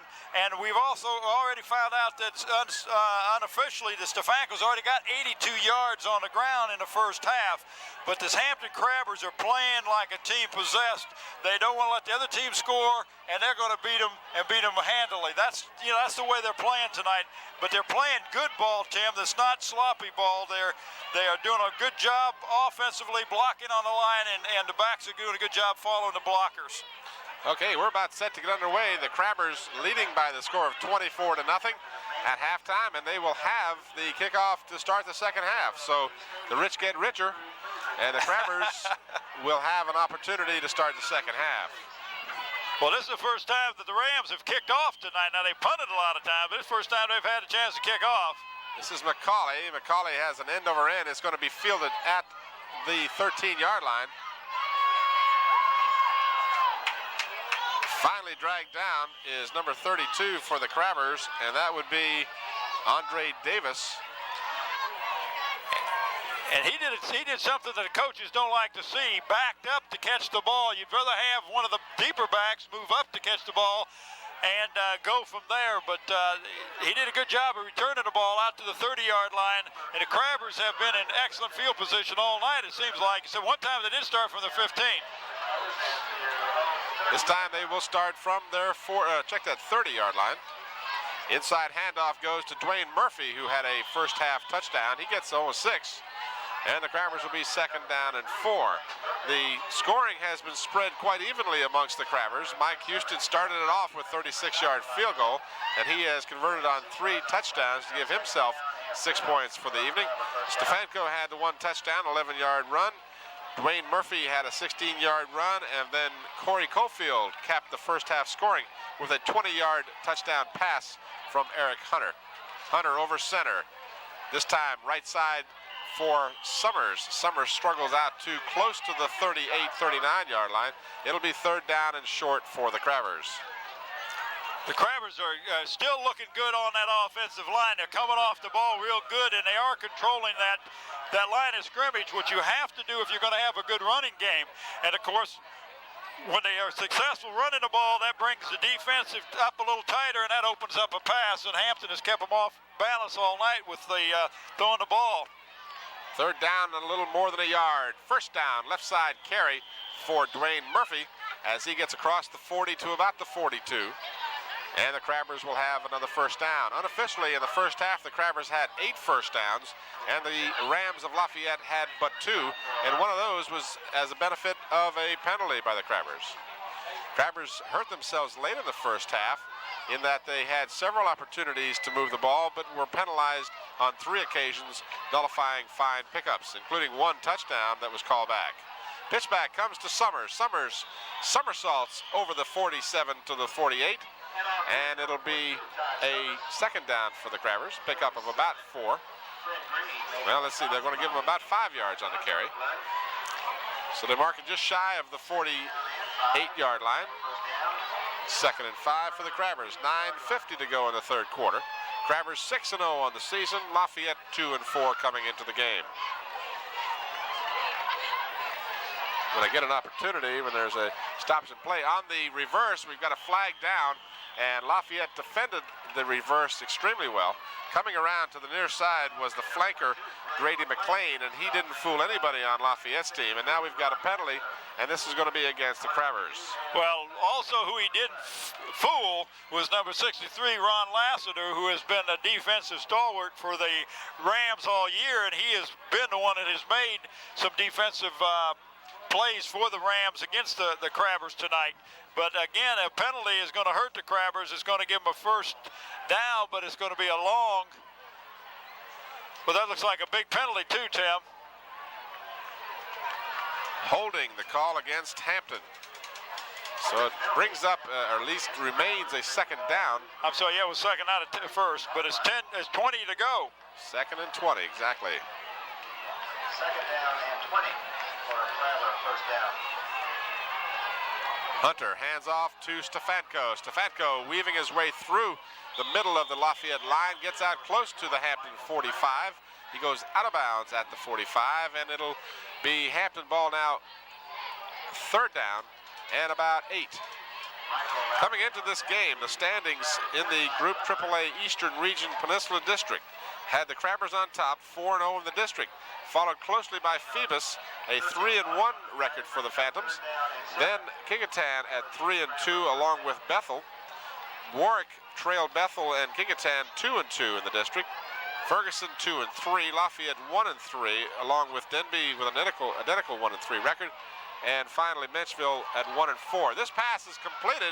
We've got flags down, but of course they'll run the play first and see what the flags were afterwards. Racing for the corner and the touchdown. Tim, I don't know where that flag was. The only thing I could figure, it may have been offensive pass interference if the receiver made contact with the defenders. That's what they're calling. That's what it is. It's I a 55-yard touchdown nullified by offensive pass interference. Well, I did not see the actual contact, but that's got to be what happened. And Mike Smith is just beside himself down there. He doesn't like that call at all. I did not see the call. I did not see the play, but when the flag was thrown, that was the only thing that it could have been. It had to be offensive pass interference from where it was thrown. So apparently, and obviously in the eyes of the officials,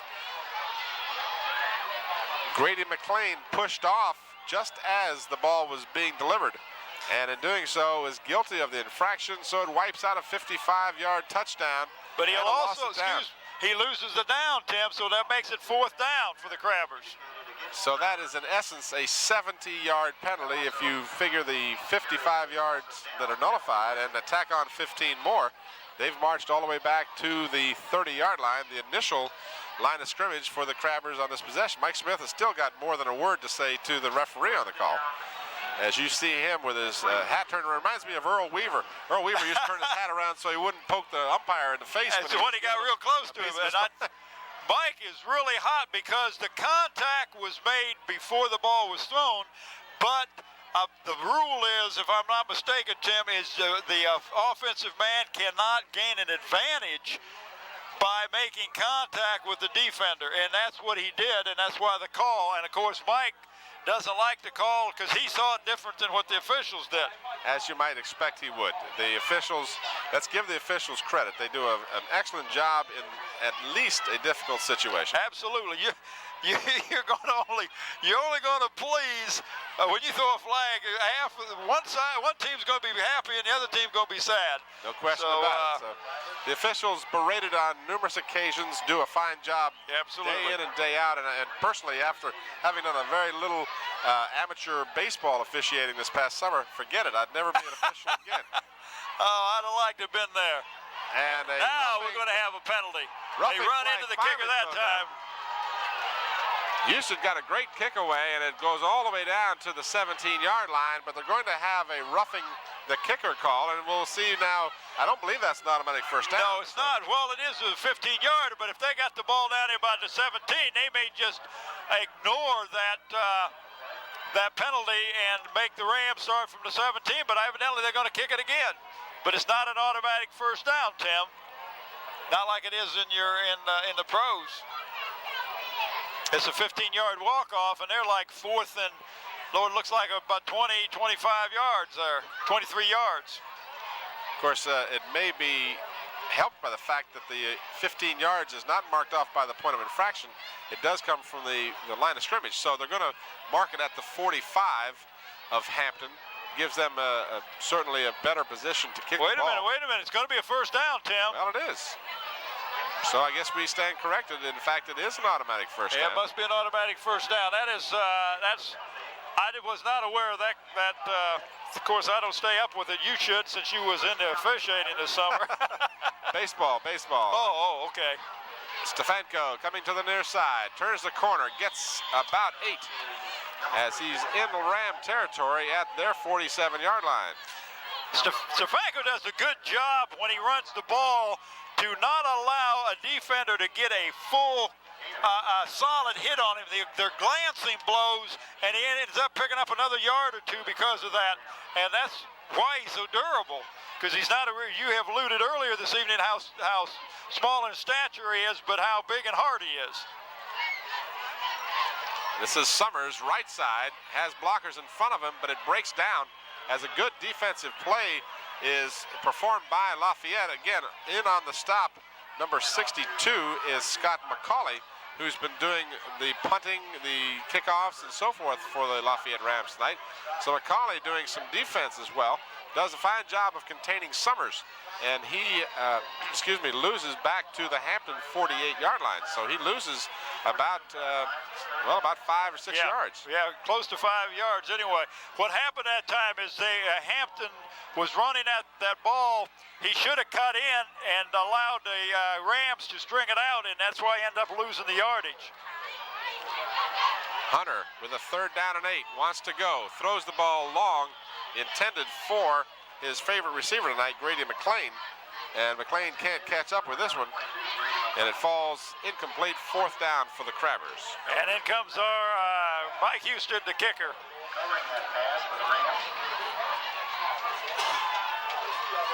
Hunter had plenty of time that time, but there was good pass defense being played by the Lafayette team. Well, so that's a case where he should have thrown it to a spot in the field and put a little more arc on the ball and let the runner run underneath the ball. He didn't do it that time, and that's why it was not a success.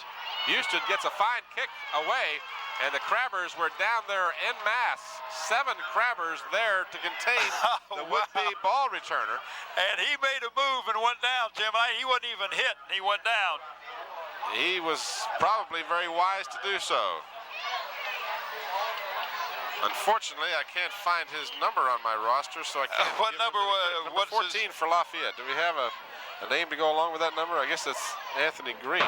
Anthony Green, yeah, number 14. Okay, we've got him listed as 47 or 5. So this number system for Lafayette, they're probably a great scholastic school, but their rosters are not particularly effective.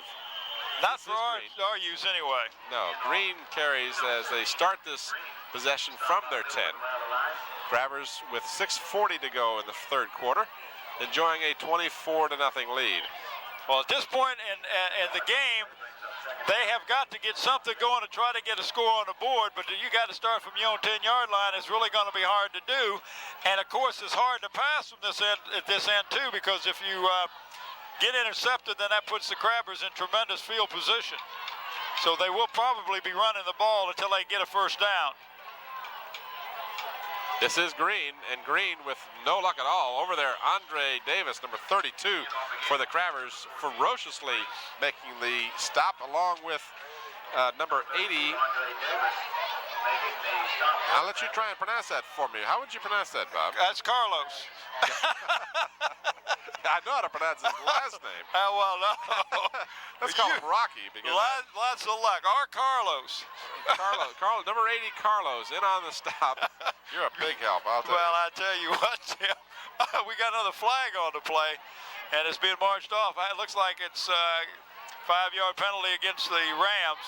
Oh, it must be half the distance to the goal line. Illegal block below the waist downfield. So this one will hurt the Rams again. It goes back to their 7-yard line, so nullify any gain they might have had. And now it's 2nd down and about 12. Well, it was half the distance from the point of the foul, Tim, and that's why it's on the 7. Quarterback turns around, nobody there to hand off, as it appeared to be a busted play. Todd Skinner turned around and said, hey, I'm going to have to run with this. Oh, that's got to be a tremendously weird feeling. You turn around and hand the ball off and there's nobody there. I don't know who messed up on the play, but we got a timeout on the field. Now, I want you again notice, Tim, who's standing and who's kneeling. Lafayette takes the timeout. They are very disorganized right now, and they need to reorganize if they're going to have any chance of getting back in this ballgame. As the old saying goes, a chain is only as strong as its weakest link. Parents, don't let the link that hinders the academic development of your child. Effective learning requires teamwork on the part of teachers, parents, and students. Join the child's PTA and play a major part in shaping its goals and achievements. Your child will thank you someday as an accomplished adult with a budding future. The Crabbers defense standing around Mike Smith. There you see it at the top of your screen. We'll pan down here and we'll see the cheerleaders on the near sideline. Apparently are new uniforms for the cheerleaders this year. I don't believe they're the same ones that they've had in the past. Well, this is the first time I've seen the cheerleaders this year. I know they're different than what we saw last year when they went to this. We followed them all the way to the state. But I know we've picked up a few new listeners because I talked to a couple tonight that had no idea that I was going to be on. And I said, yes, sir. Mike and Veda Lyons and Chris, they're going to watch us next week. So we got some more fans, Tim. Brings it up to what, 3 now? Flags is raining them. Flags go down as the ball is brought about to the 14-yard line. We'll have to wait and see. This appears to be a face mask call against the Crabbers. So the play didn't get enough for the first down, but apparently the penalty will, as they needed to get out to the 20. They've marked the ball at the 14, and with the extra yardage for the personal foul, this will give Lafayette a first down. Well, that's the second first down they've gotten tonight because of penalties against the Crabbers. When we get a chance, Bob, if you'd like to understand that you have been doing some research on the playoff chances of some of the teams on the peninsula. Yeah, I do. As soon as we get a break in the action here, Tim, I'll give you the scoop Okay. from Mike Mimmon. Todd Skinner, the quarterback.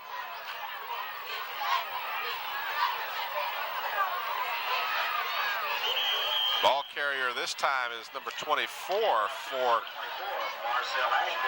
Marcel Ashby of Lafayette carrying the ball. Tim, that's the longest run from scrimmage they've had since they had the ball on the first series. That was about an 8-yard run, and that's the first time they've had a second and short that they can maybe do something with. Second down and about 2 for Lafayette. Same call, same player, no gain this time. They were ready that time. Last year, Tim, we talked about Division I and Division II. Hampton was in Division I, and Bethel and Warwick and Phoebus were in, and Ferguson were in Division II.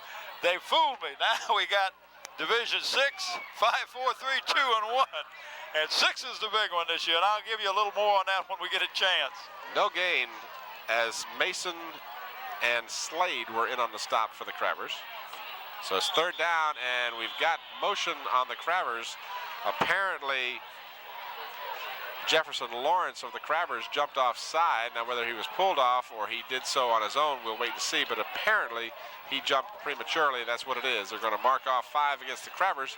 And a third first down for Lafayette via the penalty. And if you remember, Tim, the last couple years we followed Hampton Crabbers to the state championship. That they used that weapon. I believe the quarterback changed the cadence count and actually drew the other team offside. So first down for the Rams. This is once again Ashby on the carry. So Marcel Ashby getting the bulk of the ball carrying calls here in the second half for Lafayette. Well, he's the only one that's been having success running that ball, and they're running to the left, which is unusual because they're basically a right-handed team. But they had some success there, so they're going to go until the Crabbers stop them. I look for them to get ready to put that ball in the air.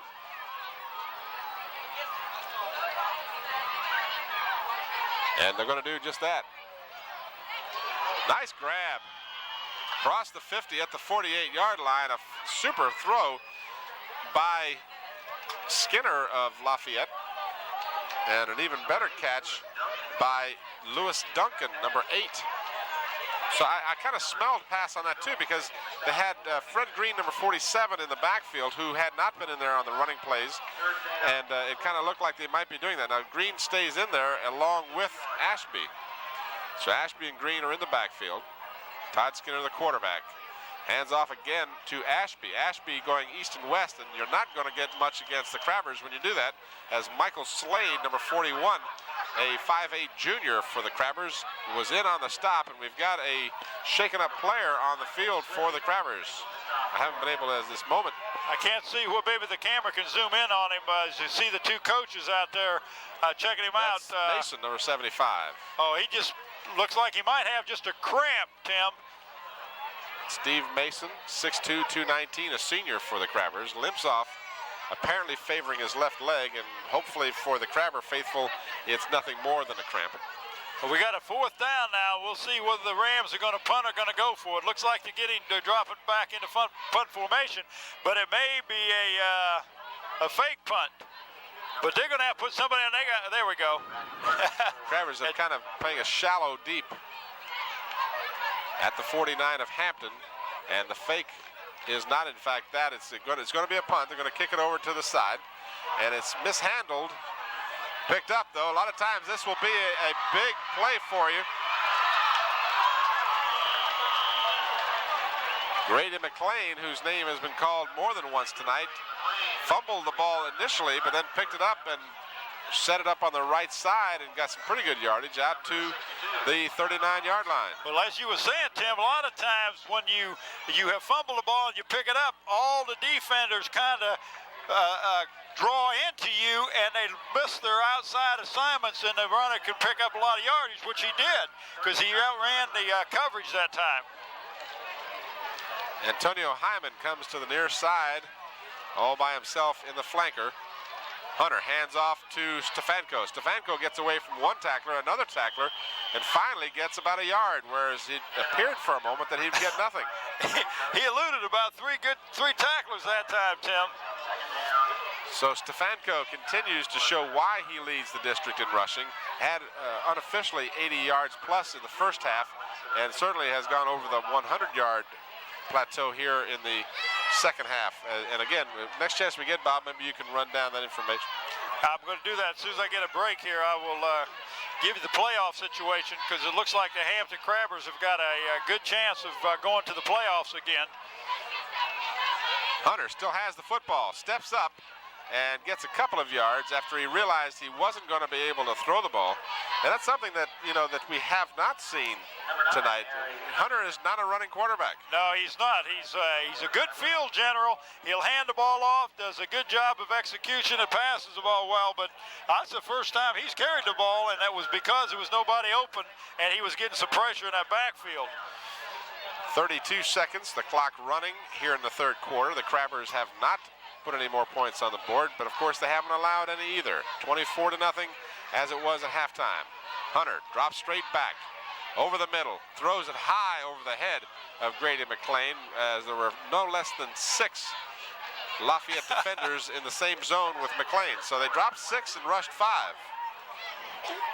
Clock stops with 18 seconds. Yeah, they look like they're going to have to punt, Tim, because it is 4th down, and Hampton does not want to give Lafayette very good field position at all. So Mike Houston will come on for the Crabbers. Dropping back is Anthony Green, number 14.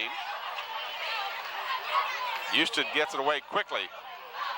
Takes a Crabber bounce. Green mishandles it, then picks it up. He's chased by 4 Crabbers, trying to set up a return, and they're going to swarm over him inside the 10-yard line. They've got another flag coming flying out way over from the other side, Tim. He picked that ball up at about the 20 and ran it back, trying to get outside, and went clear back to, what, about the 7? The clock stops with 5 seconds to go. During the change of the ball at the end of the third quarter, we can run down that playoff situation. I'm glad to do that. And I'm not too sure how easy it's going to be to be recognized, but I'll give my best shot. Flags are down, as we said, and it appears that they're going to mark some yardage off against the Crabbers. I think it's a face mask, Tim. Might have been a little overzealous in their tackling. The specialty teams for the Crabbers enjoy not allowing any yardage on the returns, and in their efforts to grab Anthony Green, someone grabbed a face mask. So it's a first down at the 24 for Lafayette with just 2 seconds, 1 second, and they will not get the play off to end the third quarter. So our score after 3 quarters, Hampton 24, Lafayette nothing. And take it away, Bob. All right, what we're going to try to do is explain to you the playoff situation. We have really 6 groups, but as far as the AAA is concerned, we have 2 groups, Division 6 and Division 5. Division 6 is teams are schools with a higher enrollment, and the teams that are from the other side, you got Kempsville and First Colonial and Green Run. And those teams have a chance to get in. Of course, Hampton from this side and Kickingham has an outside chance of getting in. And the Division 5, you got Woodrow Wilson and Manor and Oscar Smith. And of course, you have from our side, you have Phoebus, Warwick, Ferguson, and Bethel, where the 2 that have the chance of going are Phoebus and Bethel. So we have a chance of 3 teams making the playoffs from the Peninsula District and 3 teams from the Hampton side, not the Newport News side. So we will enjoy getting those games and getting them back to the fans. And of course, you need to come out and see the games if you can. Phoebus has but 1 loss on their record, and of course that was at the hands of the Crabbers. So to start the 4th quarter now, Lafayette once again goes back to the change in quarterbacks, and they now have Sean Boyer, who completes the pass at the 33-yard line. So it's going to be real close to a first down, but it's going to be a little short, I do believe, of that first down, and it'll bring up a 2nd and about 1 for Lafayette. Well, I do have one thing I want to add to that, Tim, when we get another break, a little information about how how a team goes where and why. Try to confuse you a little more. Oh, it's confusing enough. Believe I thought it was bad enough last year. Boyer wants to throw. This one is too tall for the intended receiver, Ashby. Okay, Bob. Okay, what happens is like Hampton and the other teams with a high enrollment, they can only go to Division 6. Now, Bethel and Ferguson and Warwick and Phoebus, if they won the district, they would have to play Division 6. But if they don't win the district, they have a chance to go to Division 5. So they really have 2 chances to go to playoffs, where the Crabbers only have 1. It's based purely on enrollment numbers. Right.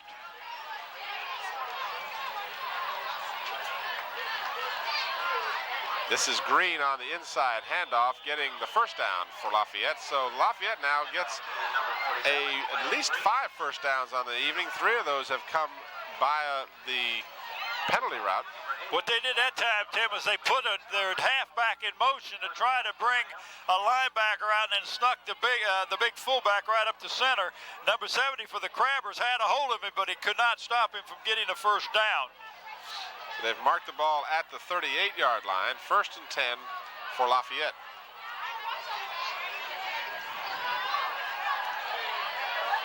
Boyer has time, completes the pass at the 45-yard line. So Boyer, coming into this ball game, had enjoyed a certain amount of success at quarterback in that he was ranked 5th in the district in his passing attempts. And to expand on that a little bit, he had attempted 54 passes, completed 25 for not quite 50%, and he had 335 yards, averaging 67 yards per game.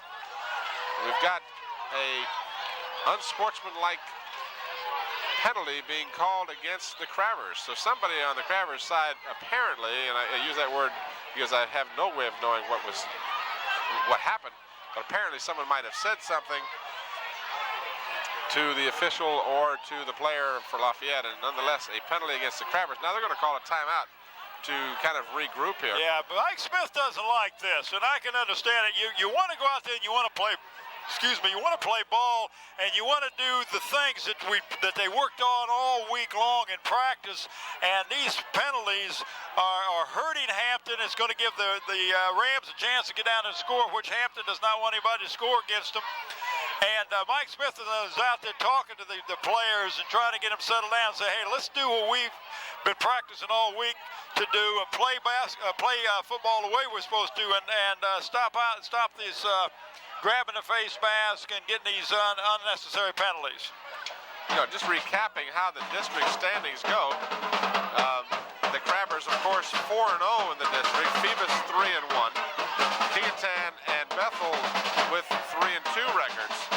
And of course, these four teams will square off against each other in various capacities next weekend, and we'll be here for those games. So you've got the four top teams in the district. You've got the Crabbers will be playing Keaton. Hampton, if they continue on their ways, of course, will be 5-0. Keaton coming into Friday night's games was 3-2. And then Phoebus at 3-1 will be taking on Bethel at 3-2. So you have some very crucial games next weekend that we're going to be present for. Yeah. Ball is going to be ruled incomplete. I don't know what these officials out there just having a field day throwing penalties tonight. Another flag down as the crowd on the near side, the Crabber fans, felt like the ball might have been completed. And now they've got a penalty against the Crabbers again. He's calling on defensive pass interference. Everybody has a chance for that ball, Tim. I'm going to have to disagree with that call because the two ball players were going for the ball. But again, I'm not out there trying to call this thing either, so I shouldn't be saying anything. They got a tough job of refereeing this ball game. But I don't know what the call has been as far as how many penalties against the Crabbers, but there has been a slew of them this second half. First down at the 25, so Lafayette now with their best field position. Halfback draw, it comes to the far side, down to the 20-yard line. Carrying the ball is Edmund Baugh, number 11 for the Lafayette team. He's not really listed as an offensive player. Obviously he is. He's playing offense right now, but he's listed as a linebacker, and we've seen him doing a lot of things on defense for Lafayette. Well, that was an excellent call. The Crabbers were expecting a pass, and a draw is an excellent call against a Russian defense like that. But he only picked up 4 yards. Boyer getting some pressure, rolls, looks, throws, and it's almost picked off. The intended receiver was Ashby on the far side of the field. And again, Slade for Hampton. Michael Slade was in there in an attempt to pick off that pass. But at the very worst, he was able to deflect the pass out of bounds. There was tremendous pressure on the quarterback that time. He never had a chance to sit and really look at an alternate receiver. He had one guy in mind, and that's who he went after.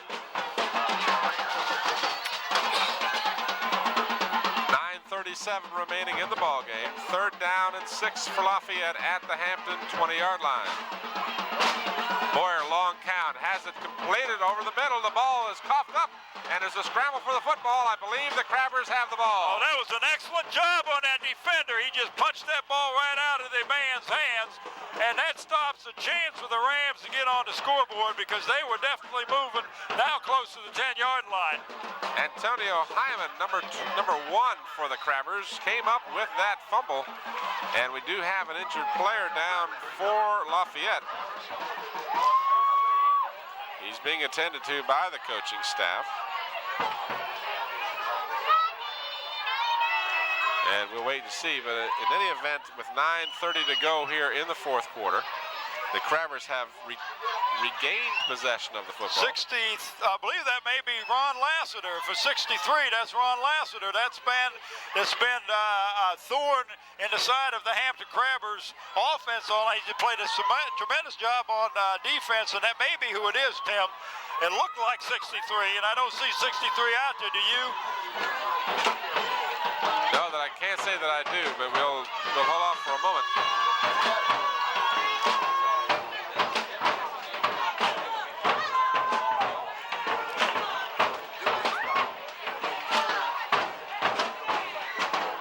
No, it's 65, Tim.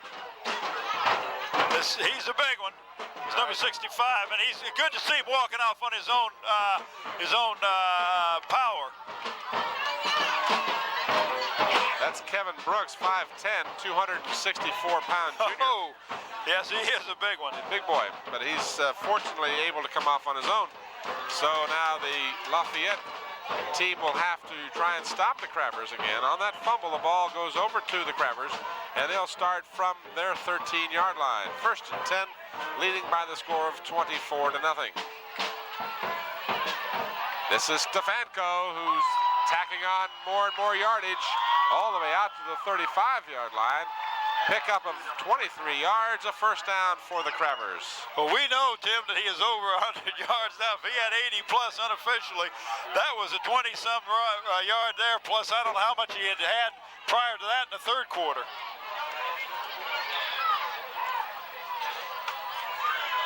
So Stefanko will do nothing to hurt his standings in the rankings. He's first in rushing, averaging over 117 yards per game coming in. And I would say he has every bit of that so far tonight. And we've still got most of the fourth quarter to go. This is Stefanko again picking up a couple of tough yards.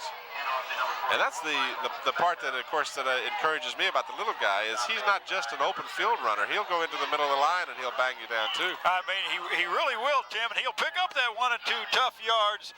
And just when you think you got him stopped is when he eludes the tackler and puts a little move on and picks up 4 or 5 extra, and then he'll bounce through like he did in the play before where he picked up 20-some yards. Second down and 8. Fake as Hunter wants to pass. Now gets pressure and tries to get away, but cannot do so. And a flag goes down, a couple of flags. And we'll wait and see how they call this. Big number 78 in there for Lafayette. That's that 6', 315-pounder. Well, Tim, Atkins. That call is against Hampton, and it's a clipping penalty that's going to take Hampton way, way back. That's a 15-yarder. I would certainly never even attempt to think how Mike Smith might be feeling about this game, but I would imagine that he's not particularly pleased with a lot of the mental errors the Crabbers are making. No, there's no way he can be, and I know the whole coaching staff is very unhappy with this the penalties that they're getting. And you don't mind a guy getting a penalty because he's over-aggressive, and that kind of a call I would accept a whole lot more than when you got to 15-yard because you run your mouth and said something to the official you shouldn't have said. Aggressive penalties are much easier for a coaching staff to understand than ones that are uncalled for. So it's a big third down and 24 for the Crabbers. They need to get all the way out to the 44-yard line. And Stefanko will get the call, but he will not get the first down. So the Crabbers will be looking at a 4th and long. And undoubtedly we'll see Mike Houston come on the field.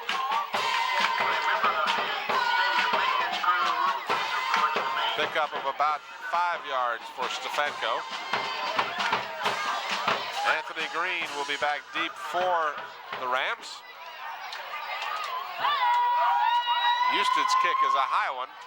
Green will make the catch at the 39-yard line. Tries to move laterally, gets a little running room.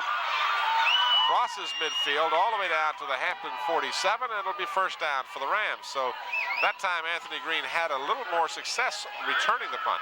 He did that, and Tim, that is the best field position that the Rams have had to start off and drive tonight, and they're in Hampton territory.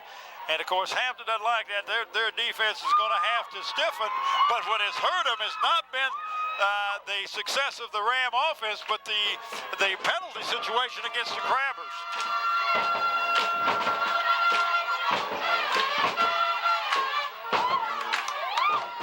Boyer is the quarterback, fakes one side, throws the other, and then losing his footing is Edmund Baugh, who had made the grab. Well, that was an excellent call because it looked like it was going to be a screen play to the left-hand side, and he ended up running a screen to the right side, and it would have gone for some yardage had the ball carrier not slipped and fallen down. We have a nice band here in front of us, Tim, and Megan, I'm sure the home folks are enjoying the sounds of the band, but it's tough on us. Second down and about 12. Boyer gets some pressure, gets the ball away, completes the pass at the 44-yard line. This is Ashby. Ashby gets it down to the 42-yard line. That was an excellent pass because he was running away from where he had to throw the ball. So that young man's got a tremendous arm to be able to throw the ball with any zip on it to an open receiver because he was definitely running for his life. well short of the first down. It's third down and about 4 for Lafayette at the 42 of Hampton. Anthony Green gets the call and the first down as he is down close to the 35 of Hampton. And Lafayette will have a 1st and 10. Tim, that was an excellent call because everybody in the stands, including the Hampton defense, was looking for a pass. And he just ran a real quick dive play right up the center and picked up enough yardage for the first down. Lafayette looks a whole lot better offensively, although a lot of their successes come from the penalties of Hampton, but they are moving the ball a whole lot better than they did during the first half. Crabber defense spending a lot of time on the field in the 4th quarter as a result of those penalties. First down at the 35. Boyer has time, throws, it's knocked away as a couple of defenders over there for the Crabbers. Andre Davis, one of them, and Grady McLean, another, along with Antonio Hyman, number 1. So the Crabbers had that pretty well defensed. Also over there was Carlos again. Yeah, they the Hampton Crabbers, if they can put some pressure on the quarterback, then that makes it easier job for the defensive backs, for the defense to cover the wide outs and the split ends. Boyer again, the intended receiver fell down, and Todd Summers for the Crabbers intercepts.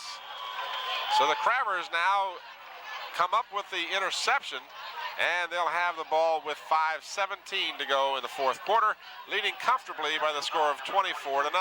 Well, what happened that time is the receiver was just making a move and slipped and fell down, and the quarterback was throwing to the receiver where the receiver was going to be, and of course the Hampton Crabber just stepped right in there and picked off the ball and carried it back for about 4 or 5 yards after the interception. You know, the first game we did here between Phoebus and Kecoughtan, we commented on what beautiful condition the field was in. Of course, it was the first game of the season, and the grounds crew had an opportunity to get the field in that shape. But it's an excellent condition again tonight. They've really done a nice job, and we're 6 games into the season. Well, not only that, but last week, or 2 weeks ago, Hampton played out here in the rain, and it was really muddy. And to have the field in that good a shape after playing when you have to play in the rain, and you know all of Hampton schools play here, this field gets a lot of wear and tear. And while we're talking about it, Tim, we will have a new field and a new stadium to call from year after next. Not next year, but year after next. Yeah, that's interesting. There's still a lot of discussion exactly where the Hampton City schools will play next year while they're renovating Darling Stadium. Well, they have some options. Stefanko dragging Marcel Ashby for 3 or 4 yards after he was stopped. Stefanko must have an incredible lower body strength because he really is a tough man to bring down. He really is, Tim. But let me throw out some of the places they have talked about playing the games over at Hampton University, playing the games at War Memorial Stadium, playing the games over to Eaton Junior High School, and also at the last thing I heard was possibly at Todd Stadium, where that means that we play a lot of Thursday night games, Saturday afternoon games. You talk about a stadium that'll get a lot of wear and tear. Of course, Todd Stadium is the home stadium for all of the Newport News high schools. Have you been up there this year, Tim? No, I can't. It is beautiful. They got a new track. I understand they got new turf too. Yes, they resod that thing every 3 years, and it is just a beautiful, beautiful shape. 3:30, the clock moving, and to make me a liar, Eric Hunter runs the football. First time tonight that it was intentional.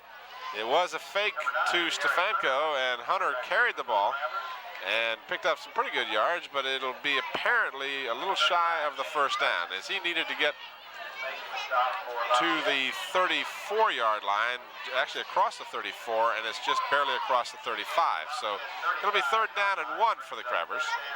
Hunter, as I mentioned earlier, not known to be a running quarterback, certainly not in the mold of previous Hampton Crabber quarterbacks, but he does a real fine job, as you said, in all the other aspects of the game. 3rd and 1. And he is growing. Each game he's getting better, Tim. And he's only a junior, as you say. Dwayne Murphy gets the first down for the Crabbers. You know, I wanted to make mention of the fact that Rocky Kroom, who was instrumental in the Crabbers winning the state championship last year, is playing ball over at Hampton University this year. Yes. Unfortunately, he was hurt last week, as I think the entire team was hurt, and they suffered a tremendous loss to obviously a national powerhouse. I won't even mention the score. No, don't do that. But Rocky Kroom is playing ball as a freshman at Hampton University, so our best wishes go out to Rocky and his continued success. The fumble on the carry. Todd Summers carried. It looked like number 75 for the Crabbers. I think that's his number 10 to come up with the ball. I believe you're right, and that would be Steve Mason, who apparently recovered the Todd Summers fumble. So that'll be real close to a first down. I haven't had a chance all night long to use my eagle eye here, Bob. Well, see. Tim, This is a bad angle, too. Well, come on, Tim. Give it a try. Before they get the sticks out there to measure, okay. will you? I'm going to say that they got it by the nose of the ball. Okay, get out of the way, official, so I can see. Got it by the nose of the ball, I believe. Oh, I tell you, you're batting 1,000, Tim. I want you on my side. That's great. I wouldn't have picked that one for nothing. I could only go one of two ways. So they either made it by the nose or lost it. 2:40, the time remaining in the ball game. The Crabbers have a fresh set of downs at the 22-yard line. Stefanko hit in the backfield, spins away from one would-be tackler, and gets down close to the 20. So he ends up, instead of losing a yard, he ends up gaining 2. So Stefanko, not that we have a tradition of picking the player of the game, would certainly be high on our minds if we were trying to do just that. He's had a tremendous evening, as he's had a tremendous year. Well, not only offensively, but running the ball from the backfield, but he's caught a pass, and he's run the punts and the kickoffs, and just done everything. Hunter fakes to Stefanko, has time, now it breaks down a little bit. He throws the ball, it's juggled, and Marcel Ashby just can't simply get a handle on the ball, and it goes incomplete. So lo and behold, the intended receiver on that near side was Stefanko, along with Antonio. Check that, I started to say Antonio Hyman. That was number 22, Grady McLean. Yeah. Out of the pattern. Well, what happened on that play is he faked to Stefanko up the center, and then Stefanko was going out in the pattern, got hung up in the line and did not get out there, and Eric Hunter had to do a little scrambling. On the halfback draw, Stefanko looking for the hole. A flag is down. Something we've had all too many of here in the second half. This is going to be a holding call against the Crabbers. So the Crabbers, I have no idea the number of yards that they've been penalized. I know there was one 55-yard touchdown call back. Well, there was also a 22-yard touchdown There's call two back. touchdowns that were called back. And at this point, you'd think they would say, okay, it's going to be a 4th down. Let's not give them let's not take the penalty. But if you don't, then you got Mike Houston, who would kick a field goal from that point. So they are going to take the penalty and give the Crabbers another 3rd down opportunity. But it's going to be a long, 3rd and long, Tim. Looks like about 20. You know, we've been maligning somewhat the lack of concentration or discipline on the part of the Crabbers on defense with these penalties here, and offense as well. But give credit to the defense, they still haven't allowed any points on the board in spite of all these penalties that they have had incurred against the Crabbers. Right, and the biggest majority of the penalties have been against the defense and not against the offense.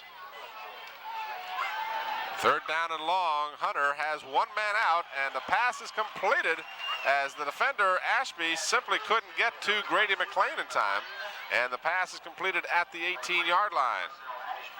Now, that won't be enough for a first down, as they need to get down to the 13-yard line, so they'll come up shy, 4th and about 6. Well, I look for Mike Houston to go in and kick kick a field goal or attempt one, but they're not going to do it. He's going to go for the first down. Inside of a minute to go in the ball game. Crabbers will up their record to 7-0. It certainly won't hurt their standings nationally or within the district, as they'll go 5-0 in the district. Hunter again, same play, same pattern, same success. That is excellent hands, excellent hands. He was double covered that time and make a break and got the ball, Tim. It was a super pass and a super catch. Stefanko comes in from the sidelines with another play for Eric Hunter. Hunter looks at the clock quickly and realizes that time is running rapidly. And the Crabbers would like to get a few more points on the board if in fact they can. McLean lines up on the far side. Stefanko, given the ball on the handoff, never had a chance to get going, and he stopped dead in his tracks by, well, again, one of those players in there for Lafayette, number 62, the ever-present Scott McCauley for Lafayette. Chance for one more play. There's 10 seconds, clock moving. One last shot for the Crabbers. I would imagine this will be head for the end zone. Let me throw it to you. He does. It's down to the 5, struggling to get closer, but no success on the final play of the ball game. As making the grab for the Crabbers was Brian Gerzak. And with that play, the last play of the game, the Crabbers have won the game 24-0. Your comments as we wrap it up, Bob. Well, Tim, I'll tell you what, I was really impressed with the Hampton Crabbers offense the first half. They did a good job of coming out, not making any mistakes. They had one 85-yard drive. Their defense did an excellent job of stopping the Rams. I think the Rams only had 2 first downs the first half. One of them was on a penalty. But second half, it really got kind of sloppy. And I think basically it's because of the lack of concentration that the defense was doing out there. They were a little more aggressive than maybe what they should have been in some situations. But I know that the Crabbers coming away with a 24-0 win is what they wanted. They wanted to shut out the Rams, which they did. And, of course, they wanted to beat them handily, and not only because this is the homecoming, but because of what happened last year when they lost. Well, that puts the Hampton Crabbers 7-0. Okay, as you said, the Crabbers go to 7-0. They will not hurt themselves nationally or within the district with that record. The Crabbers next week have a date here with the Kecoughtan Warriors. That's going to be an excellent game, Tim. Oh, that's going to be a wonderful game. A long ride. There you see Mike Smith on the field along with, I would imagine that's Mrs. Smith and the Little Smiths. I'm not going to tap. I don't know if it is or not. But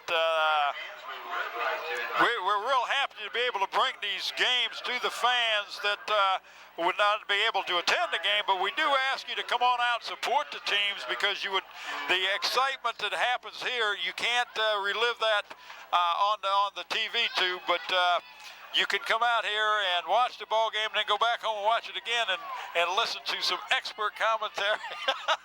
Who's going to be doing that? And this eagle eye that we have here, this bearded one who looks a little bit like Kenny Rogers. I can expect him to break out and sing a song any minute now here. That's one thing you don't have to worry about.